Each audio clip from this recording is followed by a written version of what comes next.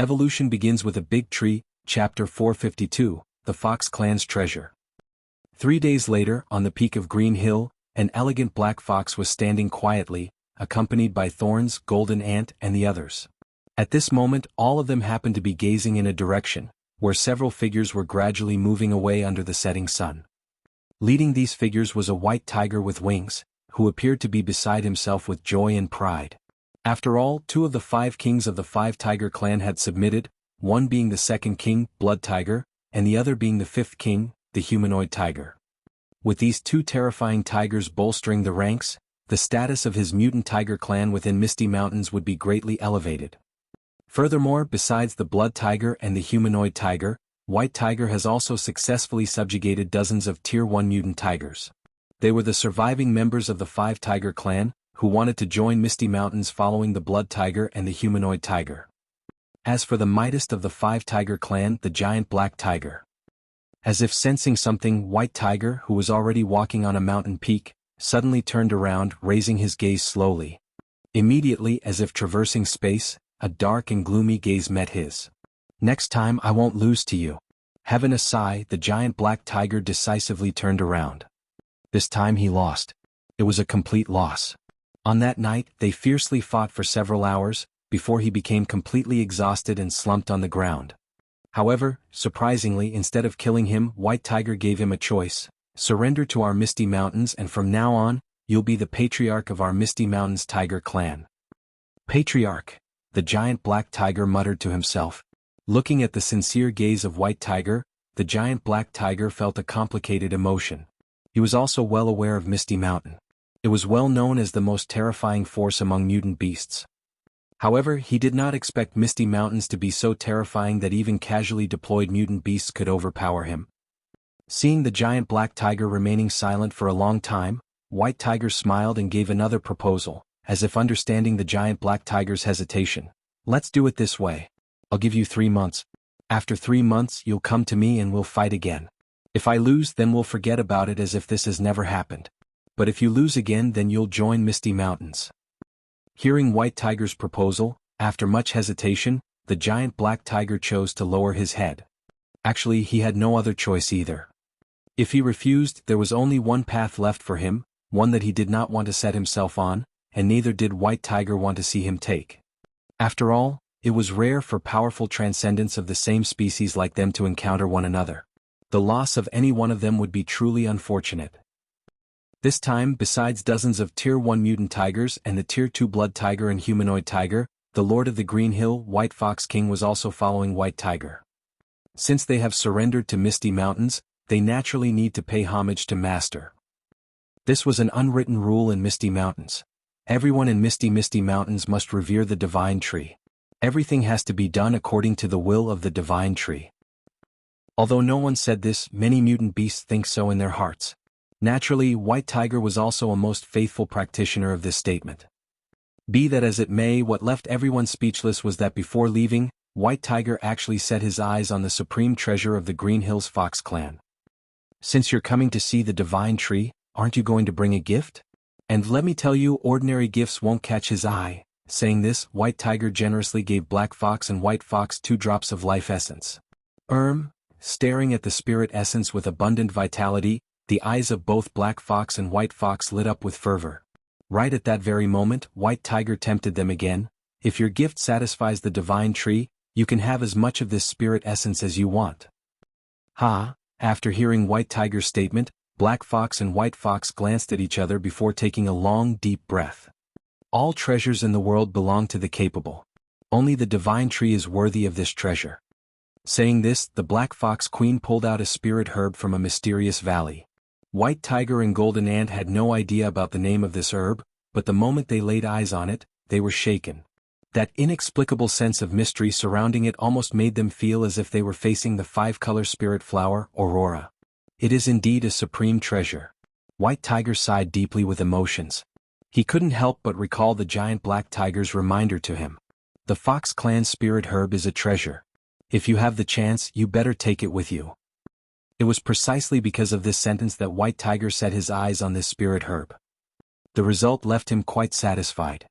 Not only did he subdue most of the surviving force of the Five Tiger clan, but he also obtained the supreme treasure of Green Hill's Fox clan.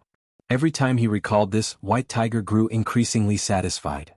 Now, who dares to say I'm stupid? Wearing a mischievous smile, each step White Tiger took seemed much more powerful. However, at this moment, what White Tiger didn't know was that shortly after his departure, in the depths of a mountain, Golden Ant was standing quietly on a treetop, and lying across him was a giant black tiger, crouching on a rugged boulder. My third brother, eyeing the Fox clan's supreme treasure must be because of you, right? How did you know? A shadow of a smile appeared on the giant black tiger's face, peaked. My third brother is good at everything, but he's lacking in the brains department. Ah. Hearing this, the giant black tiger's expression stiffened slightly. He really had not expected for this to be the reason. However, looking at Golden Ant's earnest expression, he heaved a helpless sigh and stated, "So it turns out that the one who defeated me is somewhat of a fool." Golden Ant coldly snorted as his gaze became a bit colder. He could say this because White Tiger was his third brother, but if an outsider said something like this, there would be a reckoning. At this moment, seemingly sensing the anger of Golden Ant, the giant black tiger smiled and changed the subject. Since I fell to the Fox clan's scheme this time, how could I possibly let them feel any better? Indeed, you can't let others be happy while you are suffering. With a cold smile, Golden Ant crossed his arms around his chest and affirmed, "However, I didn't expect the Fox clan's supreme treasure to be such a valuable item. If I knew about it, even I would have set my eyes on it." Affirming this, Golden Ant turned around and left. However, shortly after he left, Golden Ant's voice echoed in the giant black tiger's ears, carrying a rare hint of warmth. "Thanks for reminding my third brother. We Misty Mountains owe you a favor. We're quite satisfied with that spirit herb." Evolution begins with a big tree, Chapter 453, The Invasion of Sea Creatures. While Golden Ant and others remained at Green Hill to continue their training. In Shanghai, a coastal city of China and one of the most prosperous ones. Even before the resurgence of spiritual energy and more so afterward, this city particularly stood out. The reason being the abundance of geniuses and consecutively emerging experts. Among China's top 10 prodigies, 3 of them came from this city. What was even more terrifying was that due to its location at the coast, Shanghai was under a constant threat of sea creatures. Every superhuman in the city could be considered to have emerged from mountains of corpses and seas of blood. Whether in terms of strength or techniques, they were a cut above ordinary superhumans. Thus, Shanghai was also known as Principal City, alongside Guangzhou, Anshan, and Chongqing. At this moment in Shanghai, on a bus heading towards the coast, a long-haired girl was sitting by the window. She gazed into the distance as the corners of her lips slightly curved into a shadow of a smile, her eyes gleaming with a faint glow. She was very beautiful, exuding the kind of spirit and youth that only high school girls possess. She wore a slightly transparent white blouse, the corners of which fluttered along with her long hair, captivating many male students on the bus. She was Lin Ziyi, a transfer student who seemed to have appeared out of nowhere, her identity shrouded in a veil of mystery. Today she was following the Spiritual Energy Academy to the coastal military zone for a trial. This so-called trial was the graduation exam of every Spiritual Energy Academy in Shanghai. Everything they had learned and practiced in the Spiritual Energy Academy was for killing mutant beasts. If they failed to slay mutant beasts, then all the knowledge and skills they had learned would have been useless. Hence, killing mutant beasts, including mutant sea creatures, became the graduation exam for every Spiritual Energy Academy in Shanghai. In this regard, the Spiritual Energy Academies would cooperate with the military. Students who displayed outstanding talent might even be directly recruited into the military and become key members of the theater command. However, at this moment, as if noticing something, Lin Ziyi sitting by the window furrowed her brows. "What's that?" Softly murmuring, she gazed into the distance, looking towards the direction of the sky and sea. After a moment, she seemed to have made some confirmation. "Huh?" Exhaling gently, the young girl looked towards a nearby professor and called out, "Sir, there seems to be some problem, I'll go take a look first." "All right." The bespectacled professor seemed to be aware of the girl's identity and granted his permission. Just as the professor gave his permission, much to the stupefaction of her classmates, Lin Ziyi's figure gradually started to blur in the air. The space around her seemed to twist as a transparent vortex was formed. "Huh? Is it for real? Spatial energy, how is that possible?" It must have been an illusion for sure. Cries of surprise rang one after another as numerous students stood up from their seats. As graduating students, their understanding of spiritual energy was already quite advanced. Some exceptionally talented individuals had even become Tier 1 superhumans. However, now looking at this girl, not to mention the ordinary students, even those who were already Tier 1 superhumans were gaping in astonishment. However, a certain knowledgeable student, seemingly realizing something, couldn't help but mutter, "Owl, one of China's top 10 prodigies known for possessing magical innate talent, is actually a girl, and such a young one at that." Owl, one of China's top 10 outstanding talents, was a famous prodigy in Shanghai. However, she was too mysterious.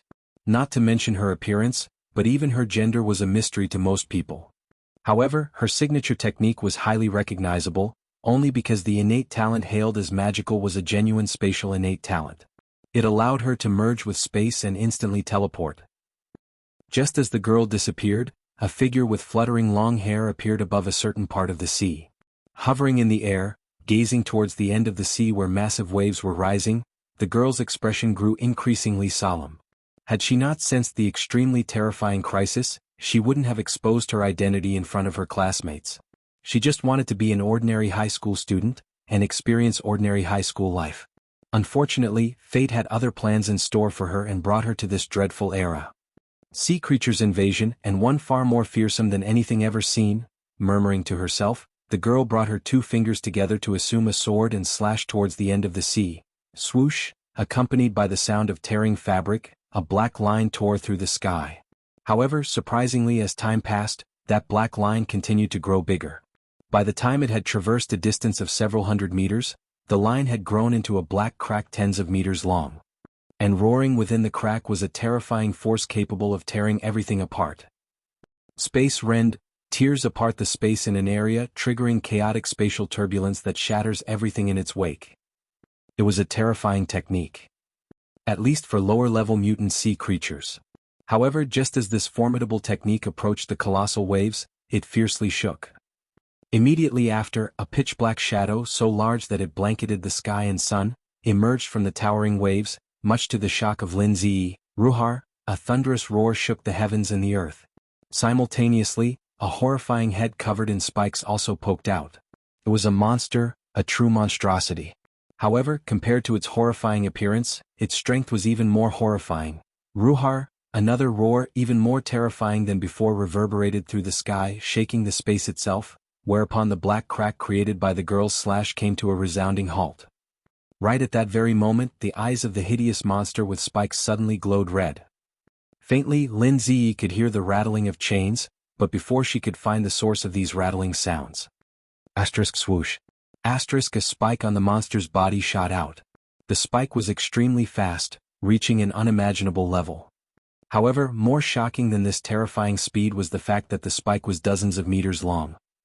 Looking from afar, it resembled a long spear piercing through the heavens and earth.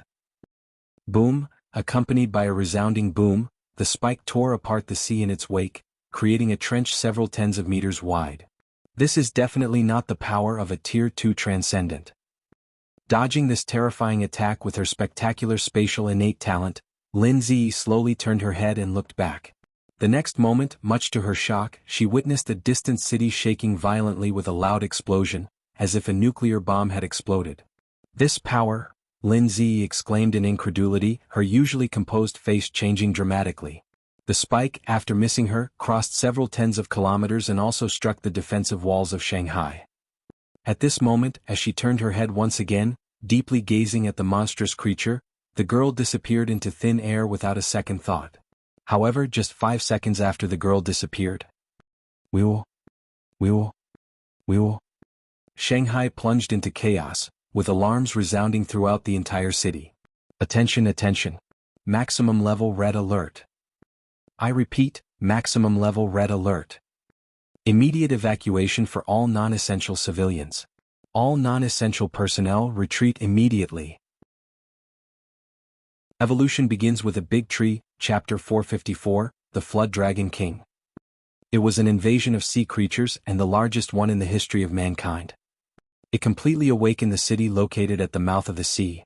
Boom boom boom.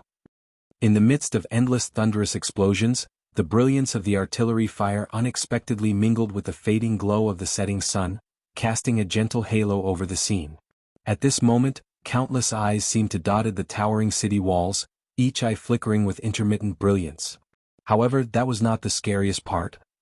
What was truly frightening was the symbol of the pinnacle of human technology, the weapons of mass destruction known as nuclear missiles, rising from various corners of the city. I repeat, a Tier 3 mutant sea creature has been detected, with spiritual energy of over 4 million. As the cold, artificial electronic voice echoed, the staff members of the Spiritual Energy Monitoring Branch Office in Shanghai wore solemn expressions, with some even appearing pale. Only those who had long been involved in spiritual energy research could understand what 4 million spiritual energy meant. It was a living and walking disaster. Just its existence alone could annihilate an entire city. And now, such an unprecedented sea creature was driving countless mutant sea creatures towards Shanghai. Just at this moment, as if receiving some news, a deep and solemn voice echoed in the office. It's not just us in Shanghai. The alliance of Southeast Asian nations, Russia, and many coastal nations have all encountered an unprecedented invasion of mutant sea creatures. According to current information, this is another worldwide sea creature invasion, but compared to before, this is more organized. It is confirmed to be a premeditated invasion. Upon hearing this, the faces of staff members turned pale. However, just at this moment, a hesitant voice suddenly emerged from the crowd. If that's the case, this should be a war between land and sea. It's quite possible, the former speaker affirmed with a nod. Oh, okay. After a long silence, many staff members chose to remain silent. The sudden outbreak of war was already disastrous, and now this war might involve both land and sea. This revelation was like a huge boulder pressing heavily on everyone's chest. And at this moment, in the deep north, on a certain Arctic island. Are you sure? Staring deeply at the sea, at the mutant orca with sharp fangs, Qin Gang had a solemn expression. Yes. Nodding, Whalefall emphasized again, retreat to Misty Mountains. The invasion of sea creatures is initiated by several kings of the deepest part of the sea. Millions of mutant sea creatures have been summoned, and I am no exception. Qin Gang clicked his tongue and the corner of his lips twitched. Several kings of the deepest part of the sea? Millions of mutant sea creatures? Would anyone even stand a chance? However, glancing at the end of the icy ocean, where the high waves were rolling, Qin Gang heaved a long, deep breath. All right, we'll immediately return to Misty Mountains, but you have to take good care of yourself. Hearing Qin Gang's concern, Whalefall nodded and assured with a smile. Rest assured, this time me and my clan wouldn't be fodder during the war. We will try hard to strengthen ourselves. At this point, Whalefall cast a deep glance at Qin Gang and advised, this is a battle between the land and sea. No one can survive alone. If the divine tree has any instructions, please notify me immediately. I, Whalefall, would rather die than renege on my oath. Smiling, Qin Gang straightforwardly replied, I'll surely do so. With this, Qin Gang did not tarry for another moment. He glanced at the mutant polar bears gathered behind him before waving his hand and shouting loudly, set off. We're going home. Yes, sir. Shouting in unison, over 100 mutant polar beasts started charging towards Misty Mountains on all fours. Running ahead of these quadruped mutant polar bears happened to be 8 giant humanoid bears. These giant humanoid bears were terrifying polar bears who had gone through human form evolution. Each of them was at least a Tier 2 transcendent, and together with their already terrifying racial advantages, it could be said that a terrifying clan second only to the strongest chimpanzee clan had been born in Misty Mountains. The sudden war not only swept across the continent but also affected the so-called mutant beast paradise, Australia. Boom, accompanied by a terrifying roar, waves as high as 100 meters swept the coastline, surging towards the mainland. Watching the overwhelming waves, numerous mutant beasts plunged into panic. Yet just at this moment, you're courting death. A thunderous shout, akin to a clap of thunder, reverberated through the sky. The once clear sky was now blanketed with swirling dark clouds, adorned with intermittent flashes of lightning.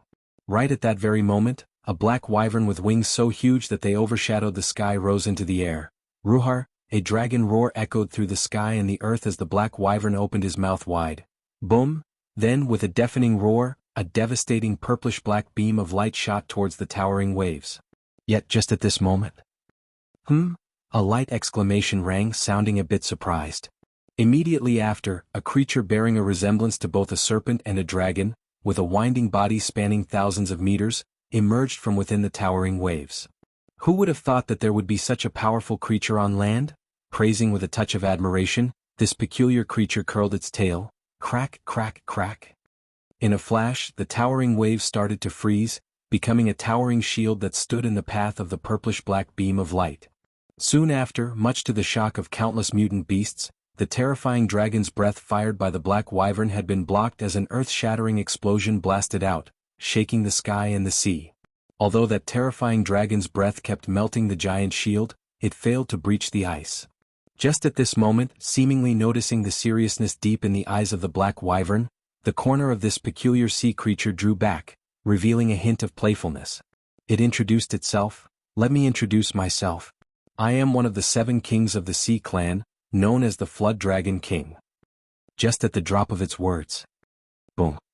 With a resounding boom, its aura, which it had been suppressing until now, spread in all directions. Faintly, even the entire continent started quaking. And at this moment, if one looked behind this self-proclaimed Flood Dragon King, they would undoubtedly discover that countless mutant sea creatures were surging along the waves. Among them, a few even radiated terrifying auras not inferior to those of Tier 3 Transcendence.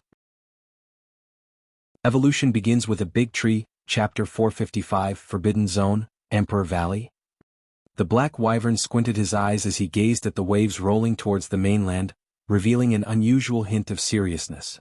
You have quite a few strong ones under your command. As if praising, the black wyvern spoke, a rare act on his part. Ha ha! Hearing the praise from the black wyvern, the Flood Dragon King couldn't help but break into laughter.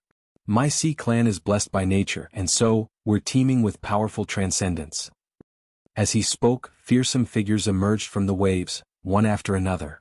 Upon closer inspection, these 2 figures appeared not much different from the Flood Dragon King. However, compared to the Flood Dragon King, their bodies were several times smaller. On one side was a creature resembling a dark blue mutant sea snake with an ash-gray sheen. It was a deep-sea python, another terrifying Tier 3 Transcendent, and also one of the Flood Dragon King's strongest forces. Whereas on the other side, a creature with a pinkish serpentine body and 2 horns on its head coiled around a water column dozens of meters tall, gradually descended. Red Monarch, a terrifying creature rumored to lurk in a mysterious coral sea. It resembled a snake but lacked the fierceness typically associated with serpents. While labeled a flood dragon, it lacked the majestic qualities of one, instead emanating a hint of gentleness and beauty. This individual was personally invited by Flood Dragon King from the deep sea. This was the foundation of the Deep Sea Flood Dragon clan. This was not the end of it. However, there was no need to expose everything at this time. What mattered at this moment was that Flood Dragon King, who was leading the invasion, radiated an aura far surpassing an ordinary Tier 3 Transcendent, which caused the very air to tremble. Tier 3 Transcendent were not that uncommon in the deep sea. Rather, even the land was teeming with many terrifying Tier 3 Transcendents in hiding. However, the ocean occupied far more area than land. Furthermore, the spiritual energy resurged in the deep sea first. In light of this, how could it be lacking in Tier 3 Transcendence? However, the 7 kings of the Sea Clan were undoubtedly on a whole nother level compared to the ordinary Tier 3 Transcendents. According to the classification of the Sea Clan's sage, the Wise One, the Transcendents of Tier 3 could be classified into Marquis, Monarch, and King. They were a kind of title that clearly defined the gap between individuals of the same level. And the 7 kings of the Sea Clan were unquestionably terrifying Tier 3 Transcendents of the Third Realm. According to the Wise One, there was a realm above King in Tier 3 titled Sovereign, and beyond Sovereign was the pinnacle of Tier 3 combat strength. Such an existence, if present, would be worthy of being called the Emperor of the world. As for breaking through Tier 3 and advancing to Tier 4, even the Wise One dared not think about it. Because, theoretically, the accumulation of spiritual energy and foundation in Tier 3 was an extremely long and lengthy process. According to the Wise One's predictions, even if his lifespan did not come to an end, it would still have taken him another 20 to 30 years of accumulation before attempting to break through to Tier 4.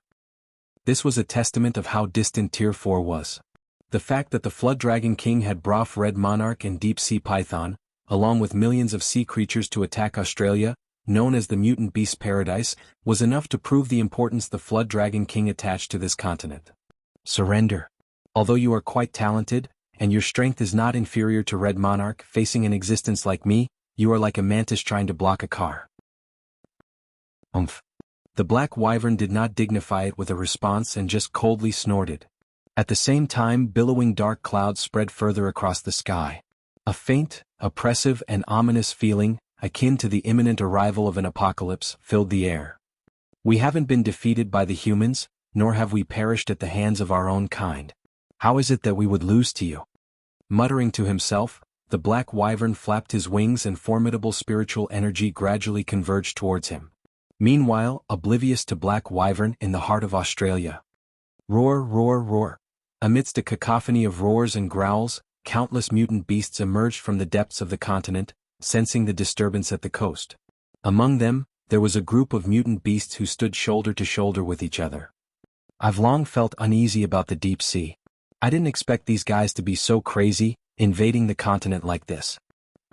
Listening to a muscular humanoid mutant kangaroo's rebuke, another humanoid figure, resembling an elegant black cat, revealed a slightly serious expression as she heaved a sigh and stated, "We might be in for a tough battle ahead."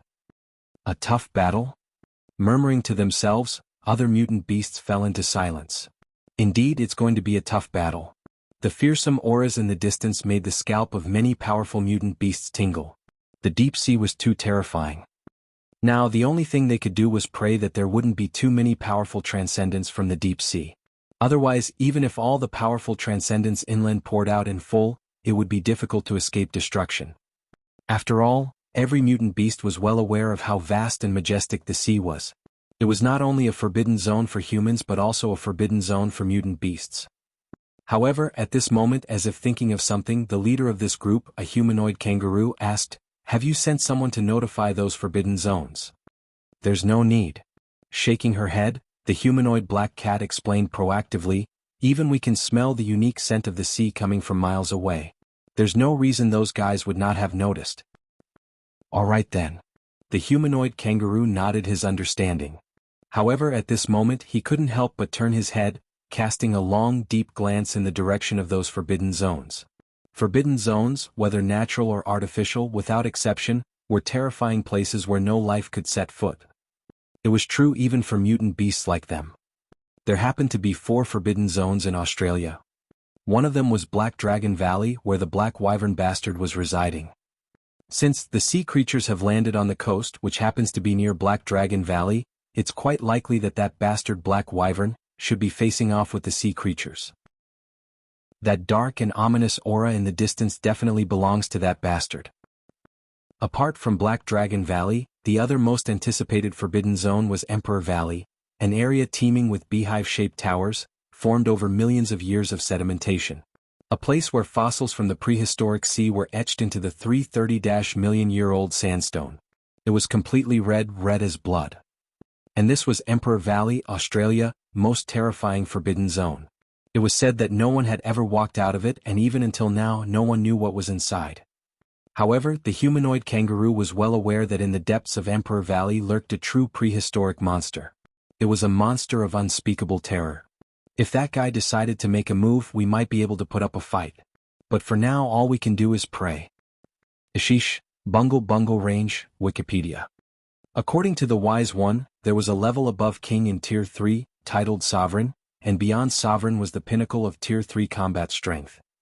Sylvan, honestly confused with this one, but the translation is correct.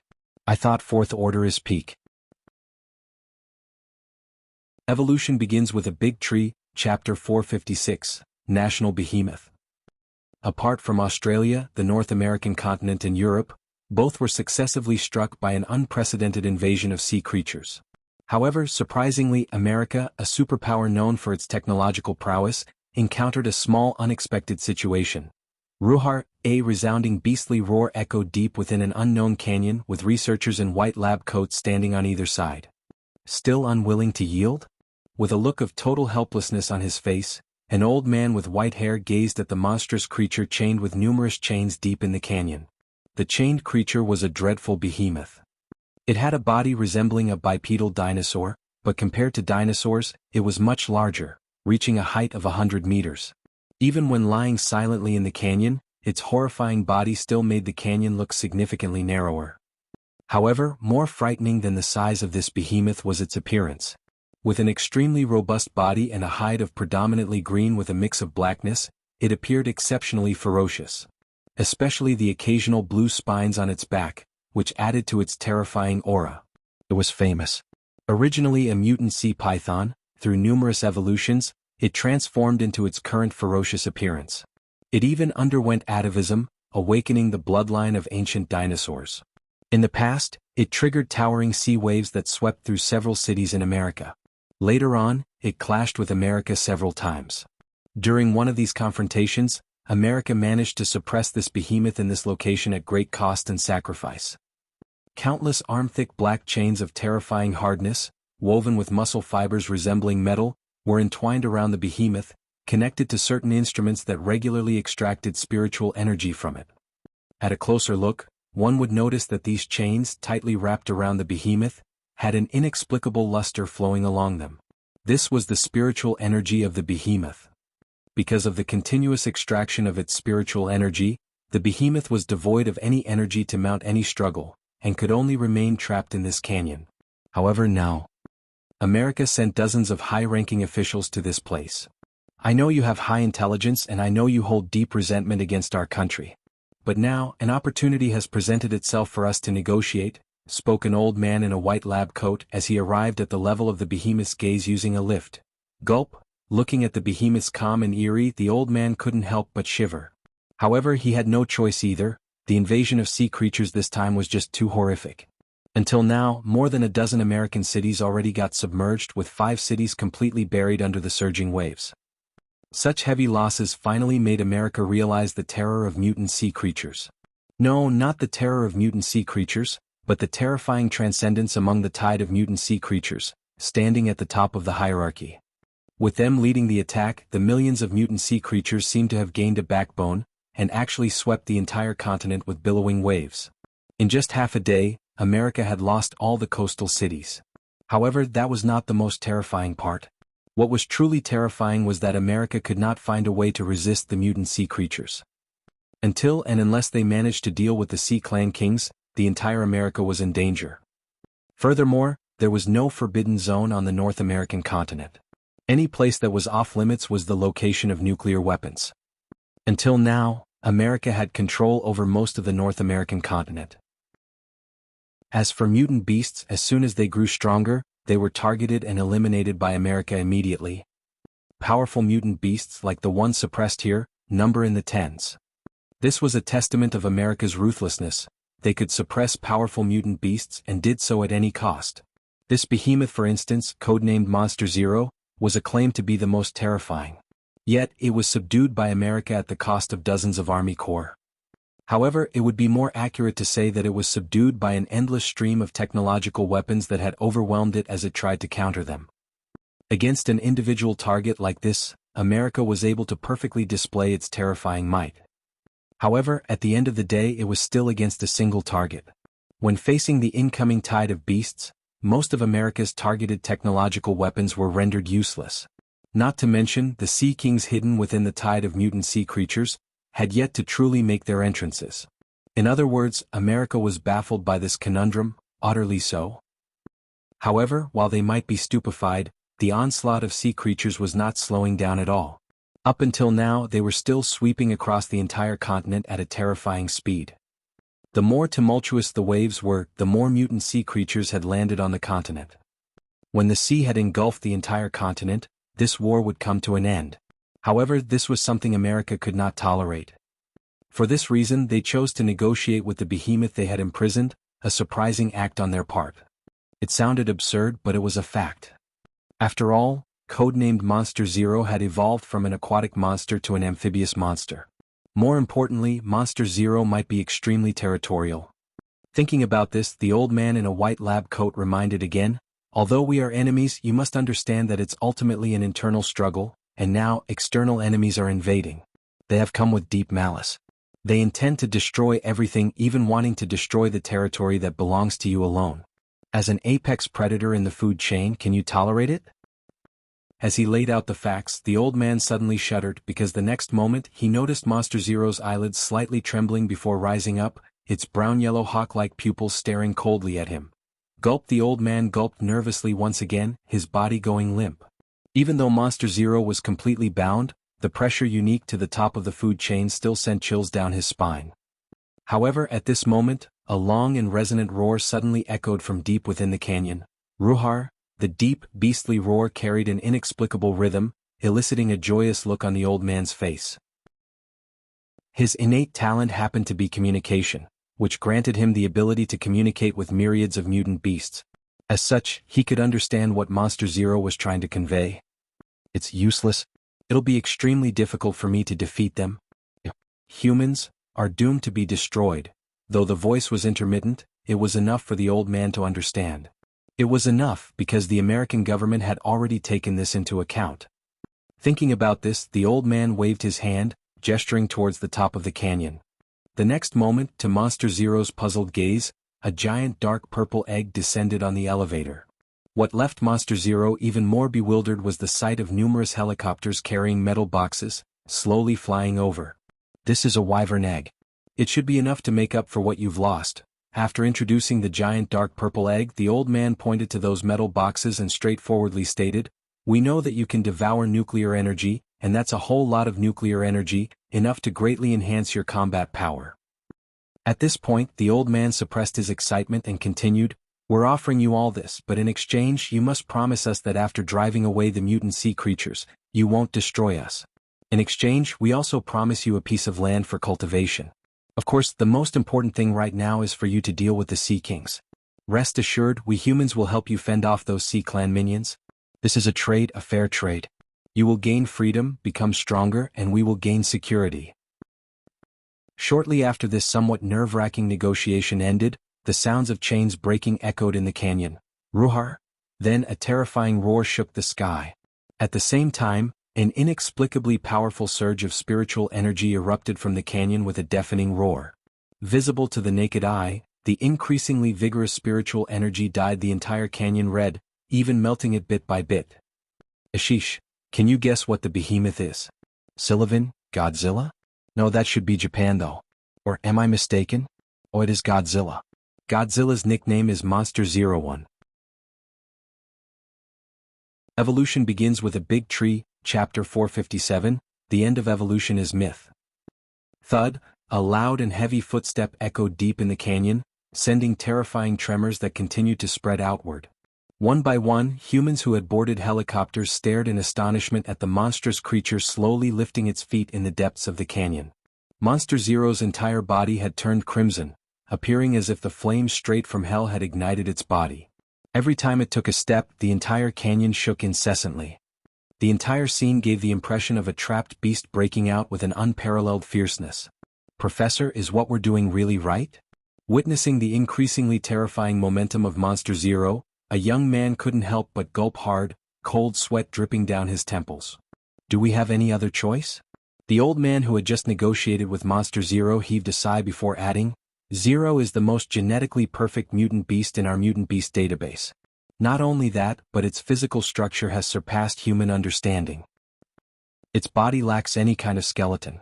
Its massive mass is entirely supported by a collection of muscle fibers that resembles metal. Its cellular structure throughout the body functions like electromagnetic coils, granting it the ability to generate powerful electromagnetic fields and absorbing electromagnetic waves. It can also use electromagnetic metamaterials to form unidirectional energy shields under the skin via electromagnetic pulses. In addition, it also possesses terrifying regeneration. Even when subjected to hundreds or thousands of nuclear explosions, even if its outer layer of skin is burnt to a crisp to the point that it turns into plasma, the lower layers of its skin can regenerate in an instant. If we had not employed extremely targeted attacks, it would have been almost impossible to defeat such an existence. Speaking up to this point, the old man raised his gaze and looked deeply in the direction of the sea, before speaking with resentment, "And now, the onslaught of sea creatures has forced us to release this terrifying creature, so they will bear the cost with their blood." Listening to the old man's words, the young man fell into a brief silence. The old man was speaking the truth. If America hadn't been pushed to the limit, they would never have chosen to release this terrifying monstrosity. More importantly, they even promised the mythical wyvern egg to it. There was only one such wyvern egg in the entire America, and it was the biggest trophy obtained by America's expedition to Australia. Even to this date, the researchers had not been able to completely analyze the sample data. However, in order to compensate for the consumption of Monster Zero, and even to induce a transformation in its bloodline, they had no choice but to offer it, albeit extremely reluctantly. The true value of the wyvern egg lay in its connection to myths and legends. According to American researchers, the genes of the wyvern egg and even others were completely different from those of other organisms on this planet.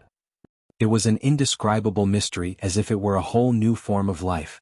And it was eggs like this that possessed the potential to awaken the deepest bloodlines of mutant creatures and even humans. Just the potential, nothing more. While the possibility was slim, it did exist. In the current era, when everything and everyone was evolving, no one knew where the end of evolution lay. However, experts had long speculated that the end of science is theology, and the end of evolution is myth. All biological evolution was heading towards mythology. For instance, a lizard had evolved into wyvern.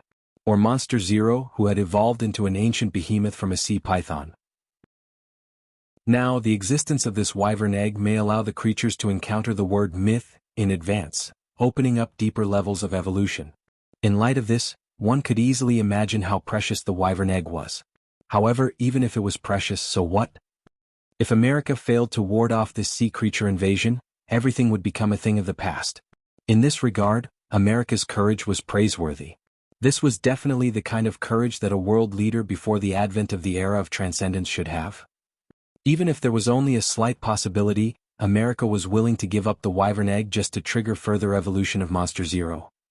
While Monster Zero was terrifyingly powerful enough to make people tremble, no matter how strong it was, faced with the terrifying creatures of the sea, it was still somewhat lacking.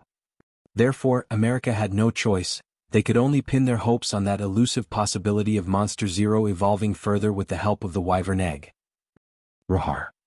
Amidst a deafening roar reverberating through the sky, countless people witnessed a purplish-black giant egg slowly rising into, with purplish-black wisps rising continuously from it and flowing into Monster Zero. Faintly, countless humans even heard the mournful wail of a dragon. The next moment, as if unwilling to wait any longer, Monster Zero unexpectedly opened its mouth and swallowed the entire giant egg. Boom! Immediately afterward, an even more terrifying aura violently surged from Monster Zero. At the same time, its body began to undergo changes. Dark red patterns, resembling molten lava, actually started to cover the body of Monster Zero one after another. The patterns spread continuously until they covered the entire body of Monster Zero. At this moment, Monster Zero, who appeared as if it had just taken a walk in the depths of molten rock, suddenly fixed its gaze. Human, as if it hadn't spoken in a long time, Monster Zero's voice carried a huskiness. Nonetheless, every human perked up their ears because Monster Zero chose not to roar but instead initiated a psychic communication at this moment. In other words, Monster Zero actually chose to converse with humans on its own initiative. Remember your promise. Giving a warning, the 100-meter-tall behemoth lifted its feet. The next moment, a deafening thump echoed as earth-shattering tremors coursed through the ground. The next moment, crack accompanied by loud rumbles, the ground split apart, revealing a crack dozens of meters wide. Monster Zero, which was becoming more and more terrifying by the moment, slowly approached the crack. And by the time humans reacted, besides the devastation and melting canyon, Monster Zero's figure was nowhere in sight. However, everyone knew that a battle on which the fate of the entire continent rested was about to begin. It was a showdown that belonged exclusively to the apex predators of the food chain. The most terrifying life forms in this world, creatures that had evolved to the pinnacle, were about to engage in an ultimate battle. It was such life forms that had surpassed human comprehension. One thing of particular interest was that Monster Zero had been in America's captivity for as long as 6 months, yet they had not been able to completely decipher its body structure, let alone their genetic code. It could be said that they had not even finished 5% of the analysis. This was a testament to how advanced these creatures had evolved. It was the level that the entire America had been desperately pursuing but had been unable to reach, Tier 3. Only transcendence of that tier could render America helpless. Of course, if it had been only one or two such creatures, they would have easily handled them. However, when facing creatures that were already immensely powerful and were accompanied by countless others, the situation had truly spun out of America's favor. Evolution begins with a big tree, Chapter 458, Empress, the first person. As the sea creatures poured out from the deep sea, one continent after another fell into a doomsday-like situation. These powerful sea creatures displayed the meaning of the word, powerful, to the fullest. In a city in China. As towering waves rolled in, a giant black turtle hundreds of meters long, slowly emerged from the waves. Thud, thud, thud. Each step it took felt like an earthquake. Its black, shiny shell resembled an impenetrable shield, blocking countless missiles and all kinds of attacks raining down on it. And yet, this was merely a Tier 2 mutant turtle. On another side. Hiss. Accompanied by a sharp hiss, a fish several meters long, sharp as a sword, flew over the waves, tearing everything apart in its path. It was the Tier 2 mutant swordfish, a terrifying creature from the depths of the sea.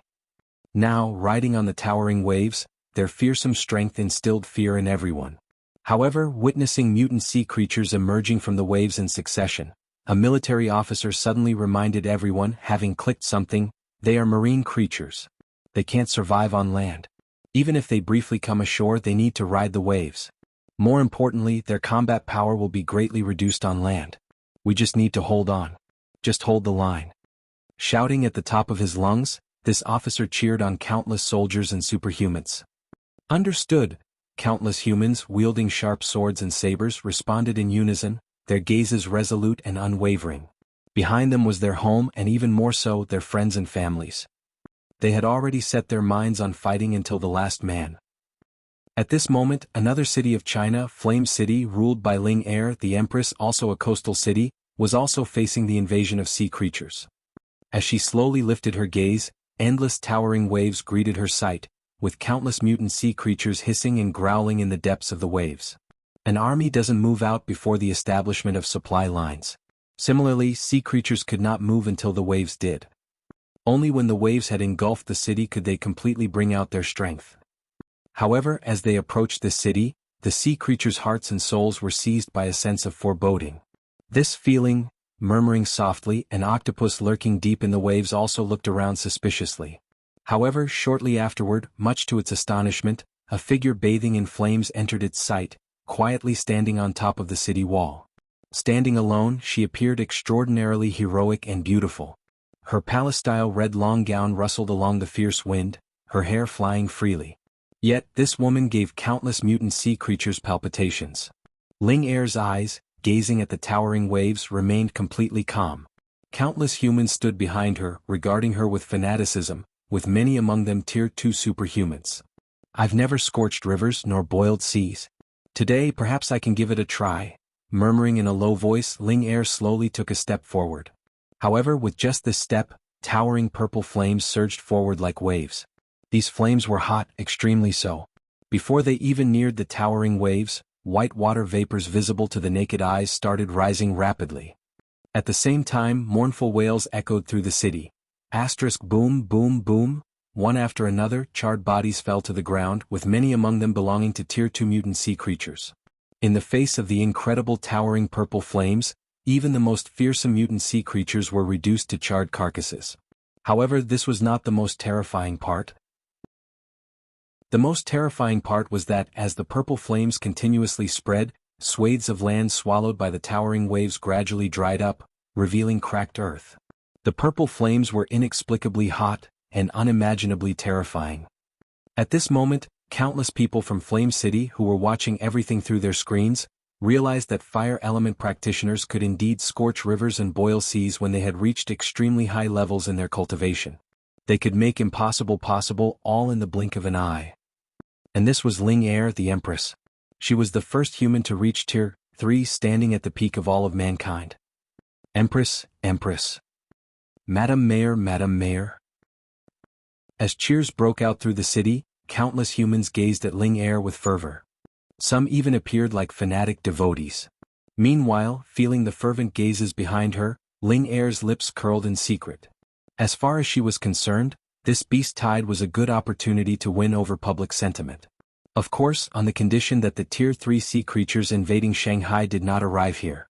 Otherwise, even with her newfound strength, she wouldn't be able to hold them off. After all, she had just broken through. Thanks to the resources provided by Misty Mountains in secret and the support of China's abundant resources, Ling Air finally broke through to Tier 3, combining the strengths of both worlds. She thus became the first in human history to become a Tier 3 superhuman. As long as Ling Air could maintain her identity, this achievement alone would be enough to go down in history, because breaking through to the Tier 3 was exceedingly difficult, even more so for humans. Ling Air's breakthrough marked the beginning of a new chapter. However, if humans came to learn of Ling Air's true identity, they would probably be coughing blood. What should we do about the sea creature onslaught led by those Tier 3 mutant sea creatures? Murmuring to herself, Ling Air glanced deeply in the direction of Shanghai. According to the reports, all the nuclear weapons in Shanghai had been detonated non-stop, completely destroying the continental plates. Yet they failed to inflict any significant injuries on those few Tier 3 mutant sea creatures. Instead, they had become a nightmare for lower-tier mutant sea creatures. In the aftermath, the entire sea was dyed red with blood, with limbs and mutilated pieces of flesh floating on the surface. Millions of mutant sea creatures were buried here, including Tier 2 mutant sea creatures. Yet, despite such decisive and ruthless actions, Shanghai remained riddled with devastation under the onslaught of the Tier 3s. And this was just the beginning. Perhaps stimulated by the bloodshed, or perhaps due to the excessively painful casualties, several Tier 3 mutant sea creatures surged forth into Shanghai. One more ferocious than the next, one more ruthless than the other. With several Tier 3 transcendents taking the stage simultaneously, let alone Shanghai, the entire China's combined might find it difficult to resist. The towering waves surged higher and higher, until they engulfed Shanghai completely. After which, led by those few Tier 3 sea creatures, the sea creatures' onslaught was spreading towards the depths of the continent at a terrifying speed. With a sigh, Ling Air lifted her feet, heading towards the onslaught of sea creatures. Sometimes she had no choice. Even if it was just going through the motions, she had to intervene. After all, this was not only for China but also for her master, who was at a critical juncture of breakthrough. If disturbed, even if these mutant sea creatures were slaughtered, it would not be enough to vent his anger. Evolution begins with a big tree, Chapter 459, Tianshan Forbidden Zone. At this moment, unknown to anyone, at another forbidden zone in China, Tianshan. Suddenly, a sound echoed through the entire mountains. A long, resounding cry, full of vitality. At the same time, thud, accompanied by a footstep, the entire Tianshan mountains trembled. Following that, to the astonishment of the humans in a city near the Tianshan Forbidden Zone, a white pillar shot towards the sky, piercing it. Swoosh, as if inhaling, the clouds started swirling, streaming into the white pillar, causing them to dissipate slowly. At this point, the humans finally came to realize that the white pillar piercing the sky was actually an elephant's trunk, much to their shock and dismay. Except, this particular elephant's trunk was as white as jade. Just at this moment. Thud, thud, thud. With increasingly heavy steps, the quakes became even more intense. Finally, a terrifying figure gradually came into view, leaving every human gaping in disbelief. Its body was immaculately white, without a single hair on it, and its height surpassed that of mountains. What was even more unbelievable was that with each step it took, its size seemed to increase. By the time it walked out of Tianshan, the shadow it cast covered an entire city. This was an extremely huge elephant. To be precise, it should be called a white elephant. However, at this very moment, the white elephant cast a long, deep glance in the direction of Shanghai, with a hint of human-like anger flickering in its eyes. Another long trumpeting echoed through the sky before the elephant trunk descended from the sky, bringing forth a storm that ripped through the clouds. However, after a moment, as if afraid of inflicting harm, the elephant trunk suddenly halted, circling in the sky before retracting. Immediately after, the humongous white elephant started shrinking at a speed visible to naked eyes. In a moment, its figure had disappeared from human sight, as if it was never there. However, if someone paid attention to the exit of Tianshan at this moment, they would certainly notice a small elephant, white as jade, shaking its trunk and walking east. No, to be precise, it was not walking, rather as it moved, a cluster of clouds lifted it into the air, making it look like a mythical god riding on the clouds. Elephant King, one of the overlords of Tianshan Forbidden Zone, and also the one least fond of disputes. It usually remained hidden inside the forbidden zone, calm and peaceful. However, today, the influx of a persistent smell of blood from the horizon finally stirred its anger. However, shortly after this overlord left. In the heart of Tianshan Mountains, a lake that seemed to have settled for tens of millions of years suddenly rippled. Immediately after. Neighing, another mysterious creature suddenly cupped its fist towards a snow lotus that had emerged from the depths of the lake. That idiot, a disdainful voice filled with dissatisfaction echoed. Sister, don't speak ill of Elephant King like that. He simply doesn't want to see living beings harmed.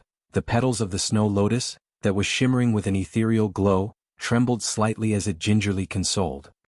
He might mean well, but he had no idea that the current invasion of the Sea Clan only looks impressive and it's not going to bear any fruit. So why bother getting involved? The mysterious creature sighed, sounding helpless. Only looks impressive? The snow lotus was taken aback and a bit puzzled. Yes, it's just a gimmick.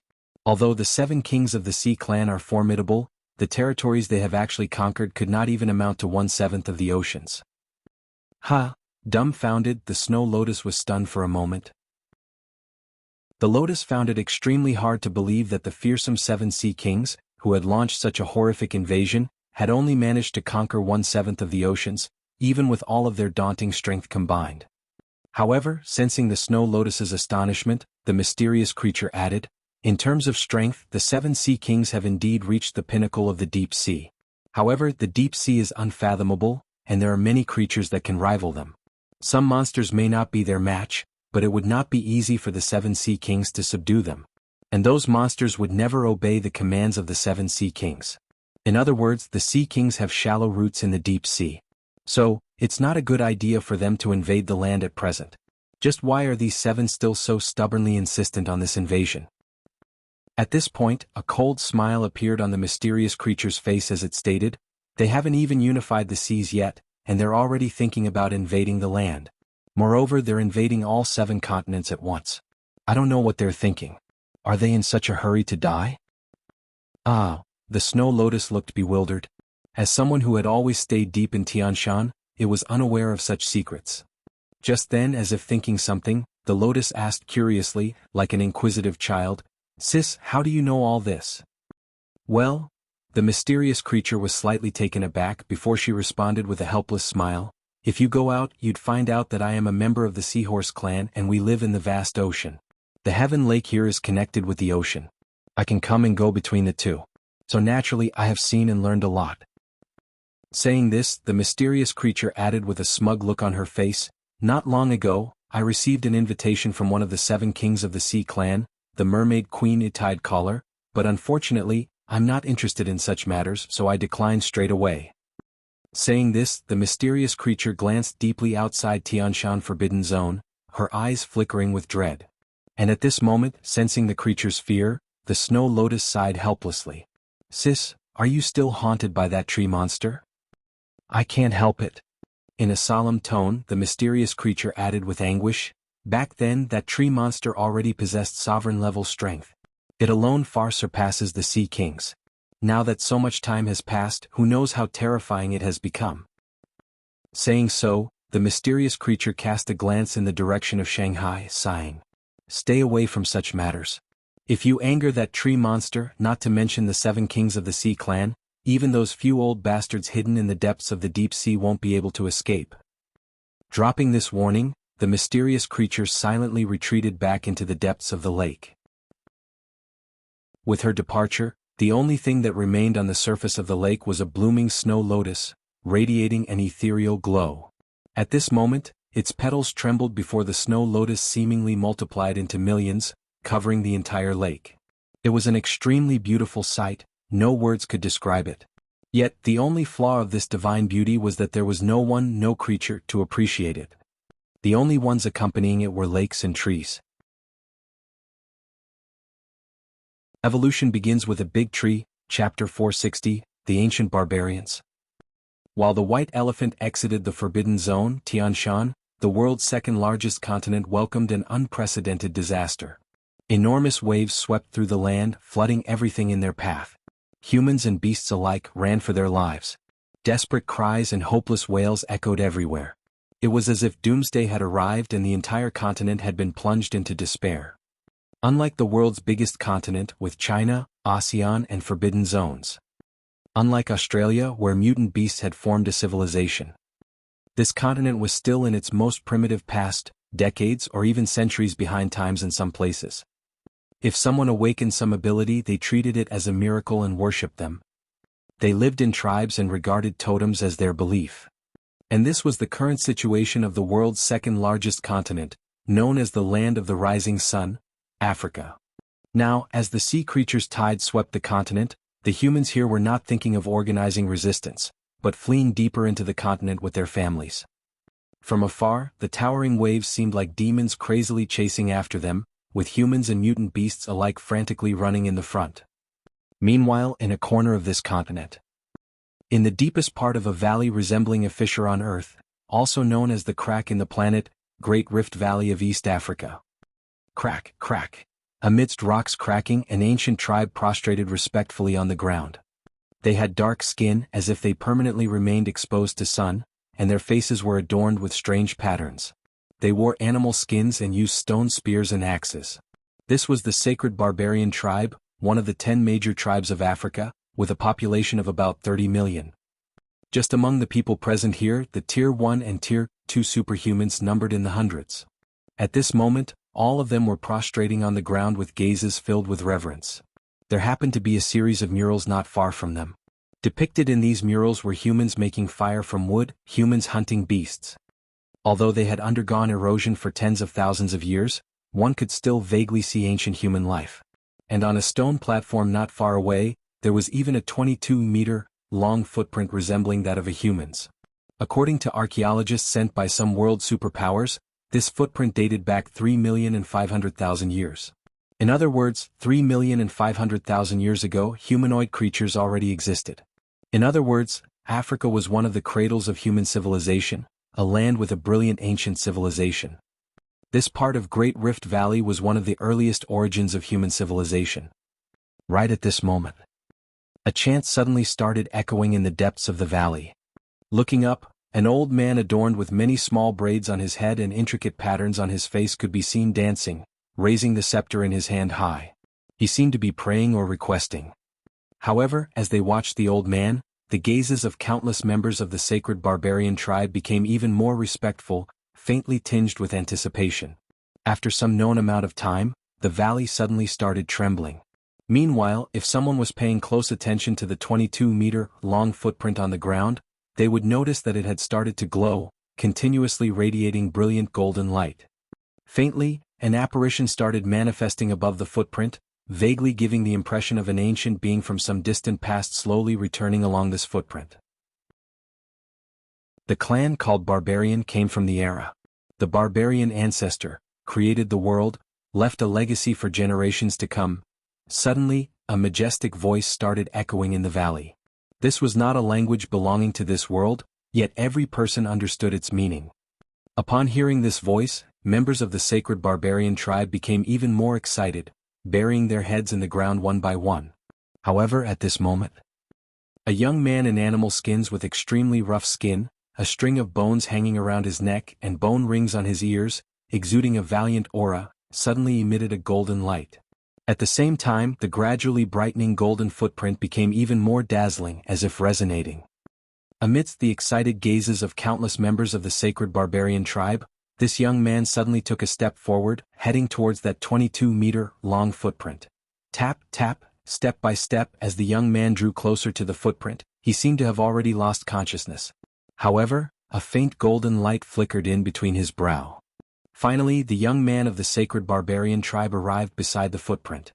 Thump! Then the young man's foot landed on the ancient footprint, with a deafening thump. At the same time, the ancient footprint's golden glow became even more radiant. Faintly, one could see a golden apparition overlapping with the young man continuously. In ancient times, the clan called Barbarians. The barbarian ancestor created the world, left a legacy for generations to come. One whisper after another, like an inheritance, continuously echoed in the young man's ears. With each whisper, the young man's aura continued to rise. However, if one were to pay attention, they would surely notice that his aura was different from that of ordinary mutant beasts and humans. It was ancient and profound, filled with an indescribable mystery. After an unknown period of time, the young man slowly woke up from his trance. Right at that very moment, water slowly flowing down the sides of the canyon caught his attention. It was a bit salty and carried the peculiar fishy smell of the sea. At a closer look, the young man saw sacred barbarian tribe members prostrating not far from him, one after another prostrating, with seawater reaching to their waists. It should be noted that the Great Rift Valley was known as the crack in the planet. For the seawater to rise to waist level in such a large canyon, one can simply imagine how terrifying the scene outside must be. A sigh escaped the young man's lips as a hint of world-weary look appeared in his eyes, which was atypical of a young person like him. Sea Clan. Sighing, the young man took a step forward. Boom. The next moment, the entire canyon shook as a majestic aura suddenly erupted from the canyon.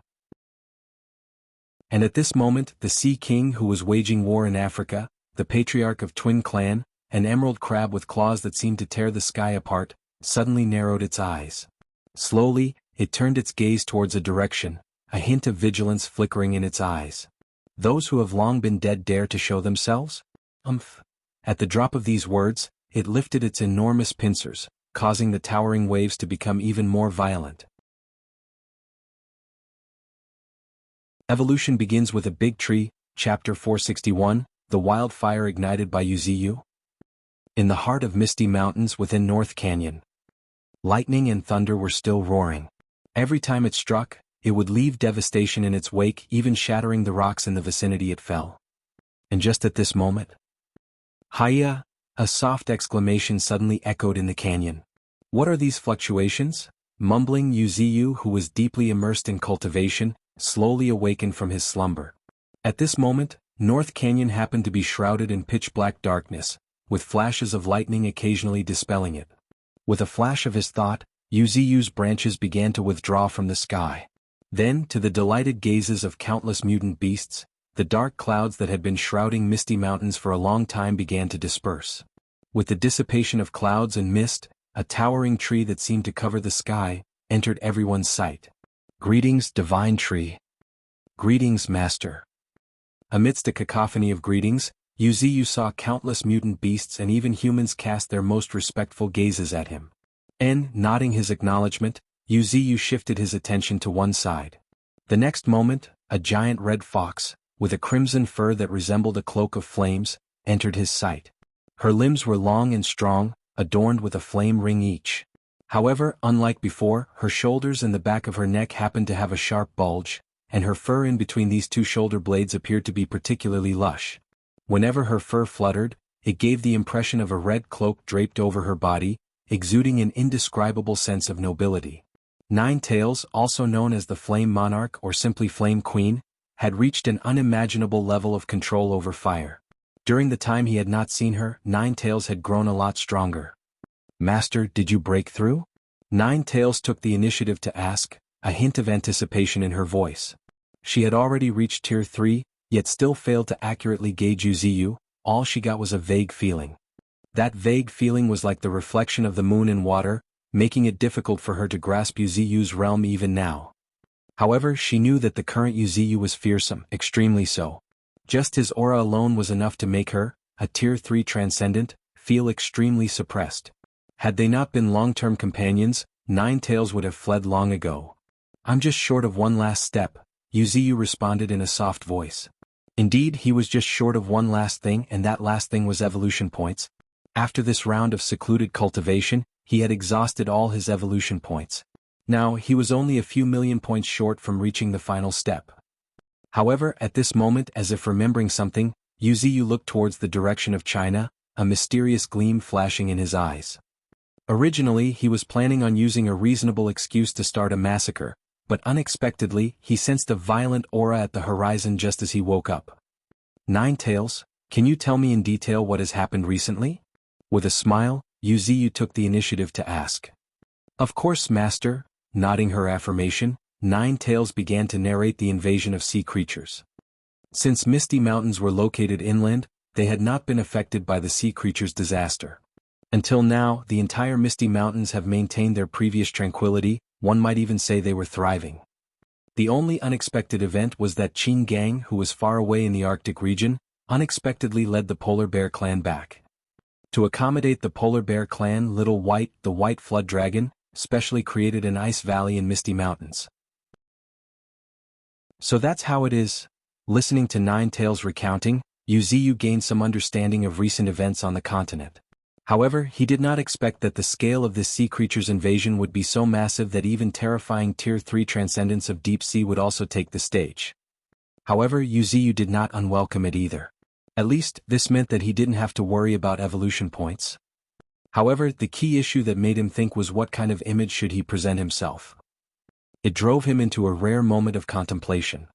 Massacring others for evolution points was inevitable, but how he should present himself depended on him. Upon hearing about the invasion of sea creatures, the first thought that arose in Yuziyu's heart was to change the impression he had left in the minds of humans and even mutant beasts. He had always found the name Tree Monster extremely unpleasant to the ears, whereas Divine Tree sounded pretty great. However, he knew that it wouldn't be easy to get many humans and mutant beasts to willingly call him Divine Tree. Now, a good opportunity had presented itself before him. In fact, the prime reason Yuziyu wanted to do it was to increase his prestige. Not only in the minds of humans but also in the hearts of many mutant beasts. Because after he broke through to the Tier 4, founding a monster kingdom was not far away. By then, the more prestigious he was, the more powerful individuals would come to join him. At that point, Yuziyu wouldn't need to care whether these powerful individuals were humans or mutant beasts. To him, every single one of them would be nothing more than ants. As long as they all respected him as the Divine Tree, what harm could humans bring? As a ruler of a kingdom, if he didn't even have such a tolerant heart, how could he achieve greatness? In the past, he had some fear of humans. But as he was about to break through, he was already powerful enough to regard humans as ants. Naturally, there was no need to fear them anymore. Moreover, in his opinion, humans had unique qualities and were an indispensable race. Nowadays in China, the impression of Yuziyu, especially in the city presided by Ling Air Flame City, was quite good. Some even proposed to trade with Misty Mountains, starting a business. All of this was because of Ling Air's guidance behind the scenes. In other words, the three major human cities controlled by Ling Air were all Yuziyu's subjects. In addition, the forces established by the Iron Fist tyrant, Benson, were also secretly following Misty Mountains' lead. Rumor had it that not too long ago, Benson even secretly visited Misty Mountains and earned a spot to bathe in their spirit lake. Apart from Iron Fist tyrant Benson, there were many other superhumans like him. Each of these superhumans had signed the agreement with Misty Mountains on the sacrificial altar. To some extent, they were allies of Misty Mountains. Such superhumans also influenced the perception of humans towards Misty Mountains to some extent. Once I break through to Tier 4, I can begin with the plan. With that in mind, Yuziyu shifted his gaze to the nearby Nine Tails and ordered, "Nine Tails, you take a few great beasts still in Misty Mountains and taking advantage of the mayhem caused by the sea creatures.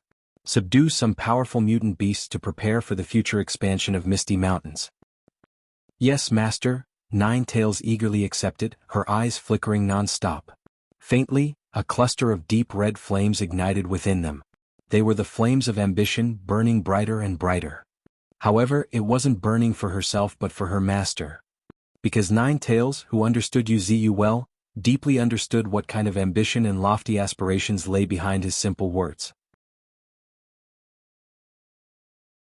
Evolution begins with a big tree, Chapter 462, The Army of Mist. Yip, a fox's howl shook the entire Misty Mountains. In the astonished gazes of various mutant beasts, the most prestigious great beasts under the Divine Tree's command in Misty Mountains gathered together. Old First, Nine Tails, Old Second, Bull Demon, Old Third, White Tiger, Old Fourth, Sarcosuchus, Old Eighth, Tundra, Old Ninth, Brewmaster. As for Old Fifth, Golden Ant, Old Sixth, Thorns and Old Seventh, Titan, they were still training in Green Hills and had not returned yet. "Elder sister, why did you summon us? Are we doing something big?" Even before he arrived, a tiger roar reverberated. However, seeing the proud White Tiger, Nine Tails shook her head helplessly. Ever since White Tiger had subjugated the remnants of the Five Tiger clan, he had become incredibly arrogant. Every day he would wander about in Misty Mountains with Blood Tiger and Humanoid Tiger, always claiming to be showing them around to let them familiarize themselves with Misty Mountains. However, even the most discerning individuals could see that it was him blatantly flaunting. He practically wanted to plaster the word flaunting all over himself. However, many great beasts could only endure it in silence. Except for Nine Tails and Bull Demon, all the other great beasts had to address White Tiger as third brother. So, they could not voice their thoughts so easily. Master instructed me to lead you out for a walk, gently replying. Nine Tails' gaze shifted to a nearby sturdy figure wearing a straw hat, still as round as before. But upon closer inspection, she discovered that Brewmaster's black and white fur seemed to have gained a bit more luster, faintly shimmering with a faint glow. "Are you about to break through?" asking. Nine Tails couldn't help but size up Brewmaster a few more times. Brewmaster possessed amazing innate talent. Breaking through was a matter of time for him. Sporting a mischievous smile, Brewmaster took a sip of wine before replying with a chuckle. Almost. Saying this, Brewmaster took out a stone with tiny lightning arcs shuttling around it and swallowed it in one go. "After I've integrated the lightning attribute spirit stone with my body. If I find another type of spirit stone, my breakthrough is guaranteed." Speaking of this, Brewmaster was quite pleased with himself. Compared to most mutant beasts who saw no way to break through, he saw a path and even found hope. The rest was just a matter of time. Good. Nine Tails nodded in satisfaction. In the current day and age, Tier 2 transcendents were no longer the pinnacle. Only the Tier 3 transcendents had the final say. However, reaching Tier 3 was extremely difficult indeed. For ordinary mutant beasts, it was like a sky-high wall. Even in the deep sea, Tier 3 transcendents were few in number. This was a testament of how difficult it was to break through to the Tier 3. Fortunately for the 9 great beasts, there was still hope. Not only were the 9 great beasts not weaker than humans in talent, but they got to enjoy the resources of Misty Mountains. If they didn't break through to Tier 3 even after all of this, then it would be really unjust and unreasonable. In Nine Tails' view, only when all 9 great beasts broke through to the Tier 3 could they truly step out of Misty Mountains and shake the world. And that day was slowly approaching. Not only was Nine Tails looking forward to it, but other great beasts were also eagerly anticipating. "Let's go." At the drop of these words, Nine Tails shot towards the outside of Misty Mountains, stepping on flames. Seeing this, the other great beasts also shot out one after another. And shortly after the great beasts had left, Wuxia glanced at the approaching girl, with a spirit flower so beautiful that it appeared to be the embodiment of all the worldly beauty on her shoulder, and smiled. "I leave Misty Mountains in your care." "You can count on me," the 5-color spirit flower, Aurora, agreed with a nod. However, the very next moment, Aurora interjected as if she had thought of something. "Divine Tree, what are you going out for this time?" Wuxia did not give an answer. The young man woven from countless rootlets under Wuxia's tree body only sported a meaningful smile. "I'm off." Pursing his lips into a smile, Wuxia's massive figure slowly descended into the ground, sinking deeper and deeper. His departure was accompanied by rhythmic and resounding footsteps as the 6 Knights of Mist emerged from the depths of Misty Mountains, heading towards the direction of Shanghai in a neat and orderly run. Wherever Divine Tree went, the knights followed him, not to kill enemies, but to clear the path for Divine Tree and retrieve corpses. Some corpses were invaluable, and Wuxia didn't have time to collect them, so that task naturally fell on these knights. However, if someone were to see these knights now, they would undoubtedly notice a significant difference in their attire compared to before. They wore black scale armors, forged from the shell of a Tier 2 transcendent mutant turtle. They were impervious to swords and sabers and possessed terrifying defense. Their feet were clad in black knight shoes, made from the skin of Tier 2 Titanoboa. Even the black cape fluttering behind them was stitched from the skin of Titanoboa, after it was soaked in the depths of the spirit pond for nearly half a year. It could be said that China could never match this kind of attire. But that wasn't the most frightening part. The most frightening part was that these knights' gazes were hollow and indifferent, exuding a chilling coldness that ordinary people couldn't imagine. Their will was incredibly firm, beyond imagination. If in the past they hesitated to act against China, they were now the sharpest spear of Misty Mountains. Anyone who dared to oppose Misty Mountains, not to mention China, even if they were the closest friends and families, their will would never bend. This was the result of the long-term tempering of their spirit by Aurora. Test after test, under the subtle psychic influence of Aurora, they finally truly accepted Misty Mountains. "We fight for the mist," as they murmured, white mist surged from an unknown place, slowly enveloping them. By the time mutant beasts finally reacted, they astonishingly found the 6 knights already trailing waves of white mist behind them, trailing all the way to the horizon. From a distance, the 6 knights had truly become knights of mist. And behind them, there were intermittent beast roars. Faintly, one could see countless humongous beasts formed from mist, shuttling back and forth within the fog. This was the true meaning of the Knights of Mist. The 6 knights were the vanguard of Yuziu's army of mist. Wherever Yuziu went, the 6 knights followed right behind him, leading an endless stream of thick mist. Wherever the divine tree went, the mist followed. This could also put tremendous pressure invisibly on enemies. Moreover, the white mist not only greatly weakened the enemy's perception but also could deceive the senses. Such power, if not utilized properly, would be a waste. Of course, that wasn't the most important thing. The most crucial aspect was that this method of travel was truly majestic. Clearly there were only 6 people in one tree. But it looked like a vast army, striking genuine fear in people's hearts. Evolution begins with a big tree, Chapter 463, The Might of the Elephant. A city not far from Shanghai, more than half of the city was submerged in the sea, with water levels reaching 3 to 4 meters. Mutant sea creatures roamed its countless flooded streets, roaring and vying with each other for food. However, more terrifying than these low-level mutant sea creatures was the massive hundreds of meters tall waves swirling over in the distance. And in the depths of these waves, roar, roar, roar, roars after roar reverberated through the sky as one colossal creature after another emerged from the waves. They were sea beasts. They happened to be the most brutal and violent of all 7 deep-sea clans.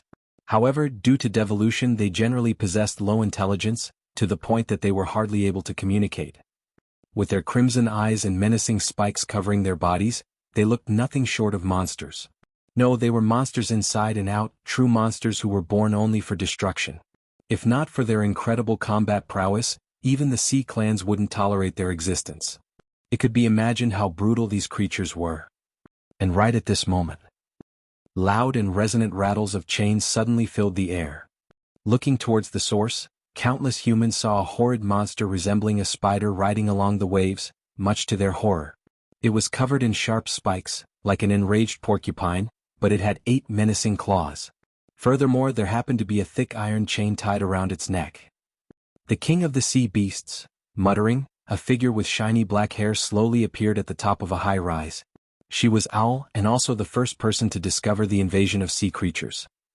In fact, in the face of such a massive onslaught of sea creatures, even Shanghai could hardly withstand it.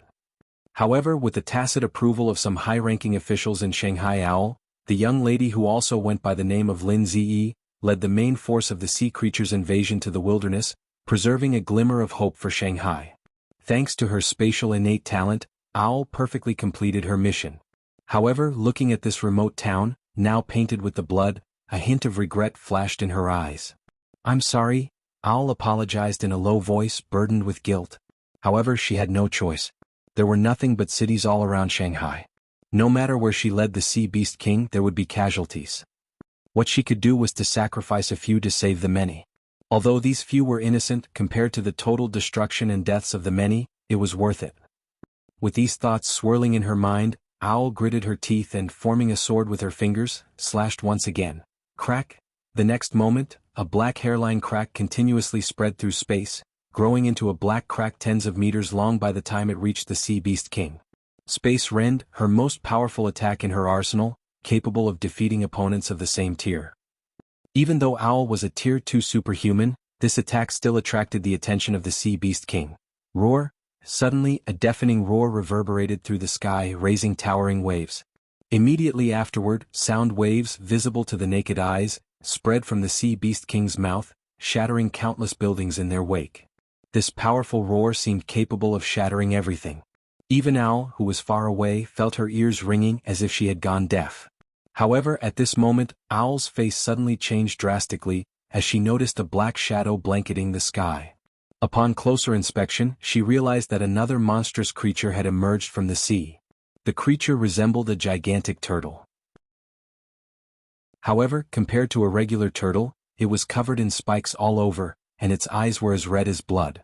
I guess spikes covering the body is the symbol of the sea beast clan. No, to be more accurate, brutality and ugliness must be the true hallmarks of the sea beasts. Owl exhaled a long deep breath. Noticing the hideous turtle approaching, her figure slowly disappeared into thin air. The next moment, when she reappeared, Owl was a kilometer away. And right at that very moment. Boom! A deafening explosion suddenly shook the sky as the high-rise on which Owl was standing, along with the surrounding area, were reduced to rubble, leaving behind a crater reminiscent of a nuclear blast.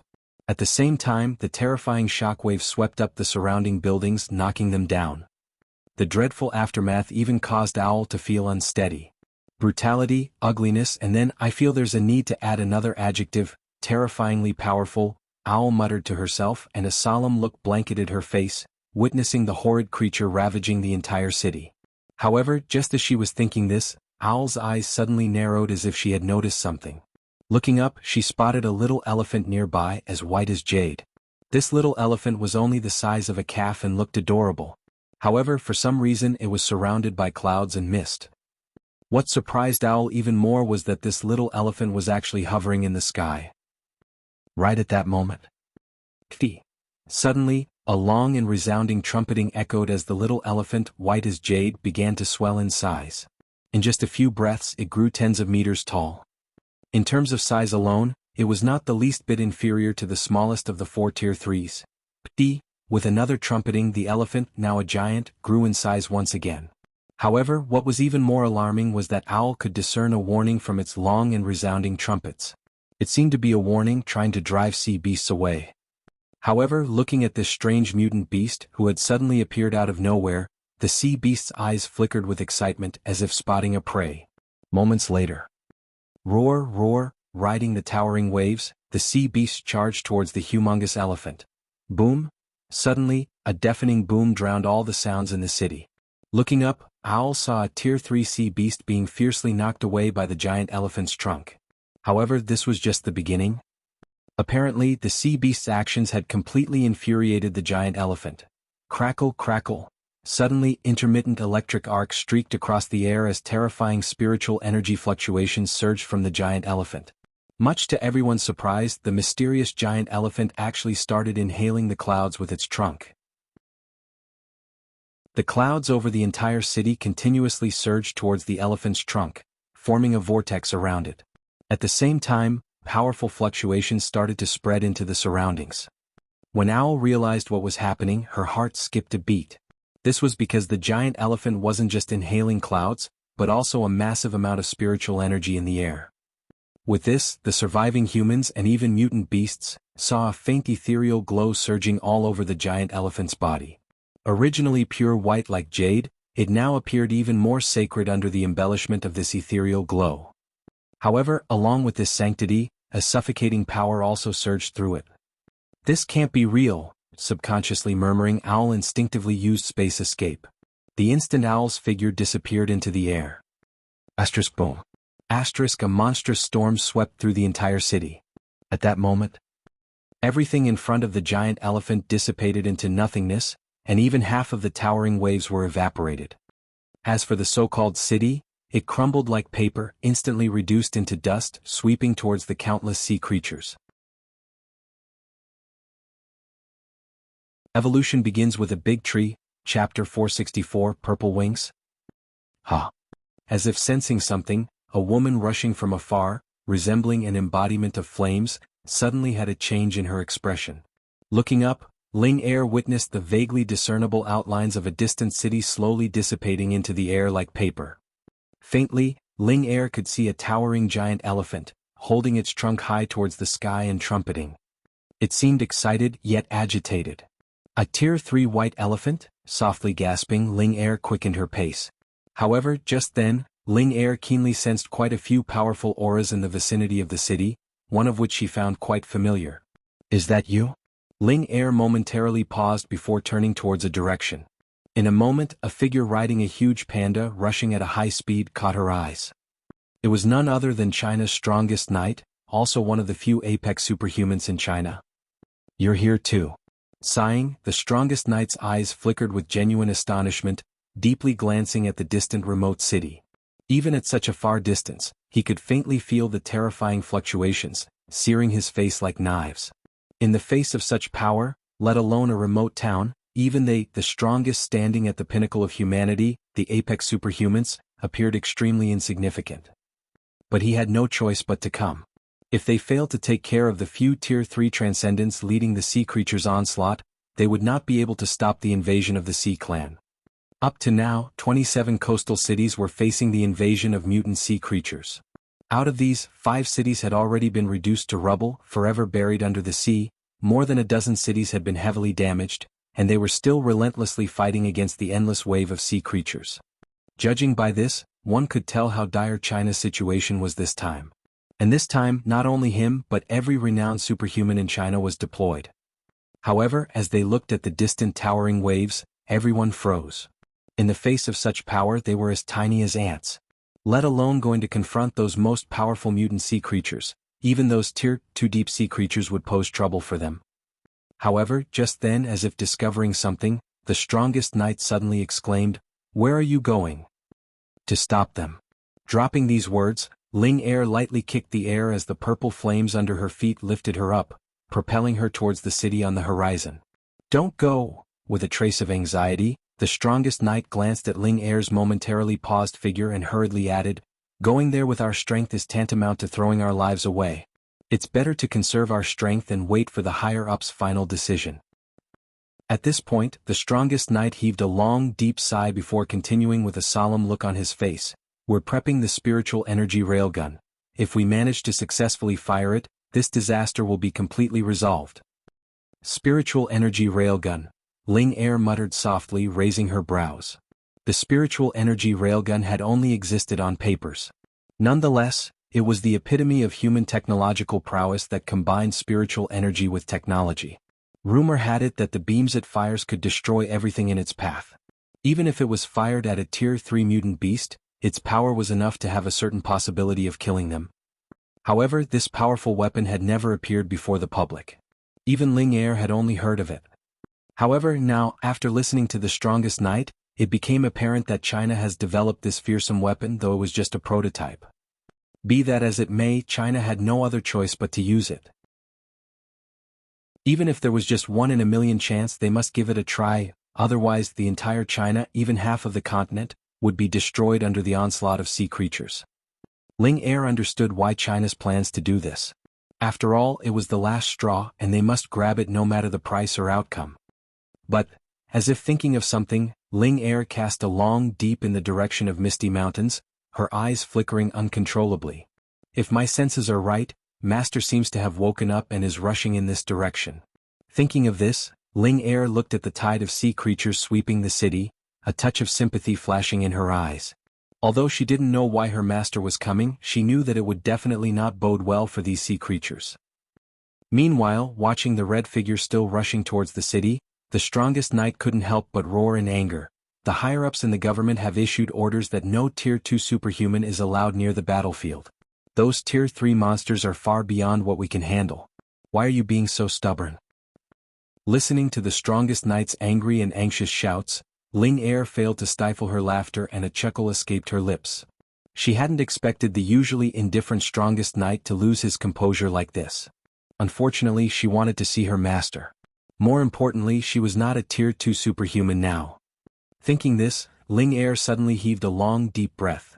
"Ite," and as she exhaled, a pair of wings formed from purple flames suddenly spread from Ling Er's back, much to the shock and disbelief of the strongest knight. The pair of wings grew to the length of 10 meters, enveloping Ling Er's entire body within themselves before flapping hard. Boom! With a deafening roar, Ling Er's figure shot ahead, turning into a purple meteor and disappearing in the blink of an eye from the sight of the strongest knight. Only the gradually disappearing purple light spots at the horizon seemed to silently convey something.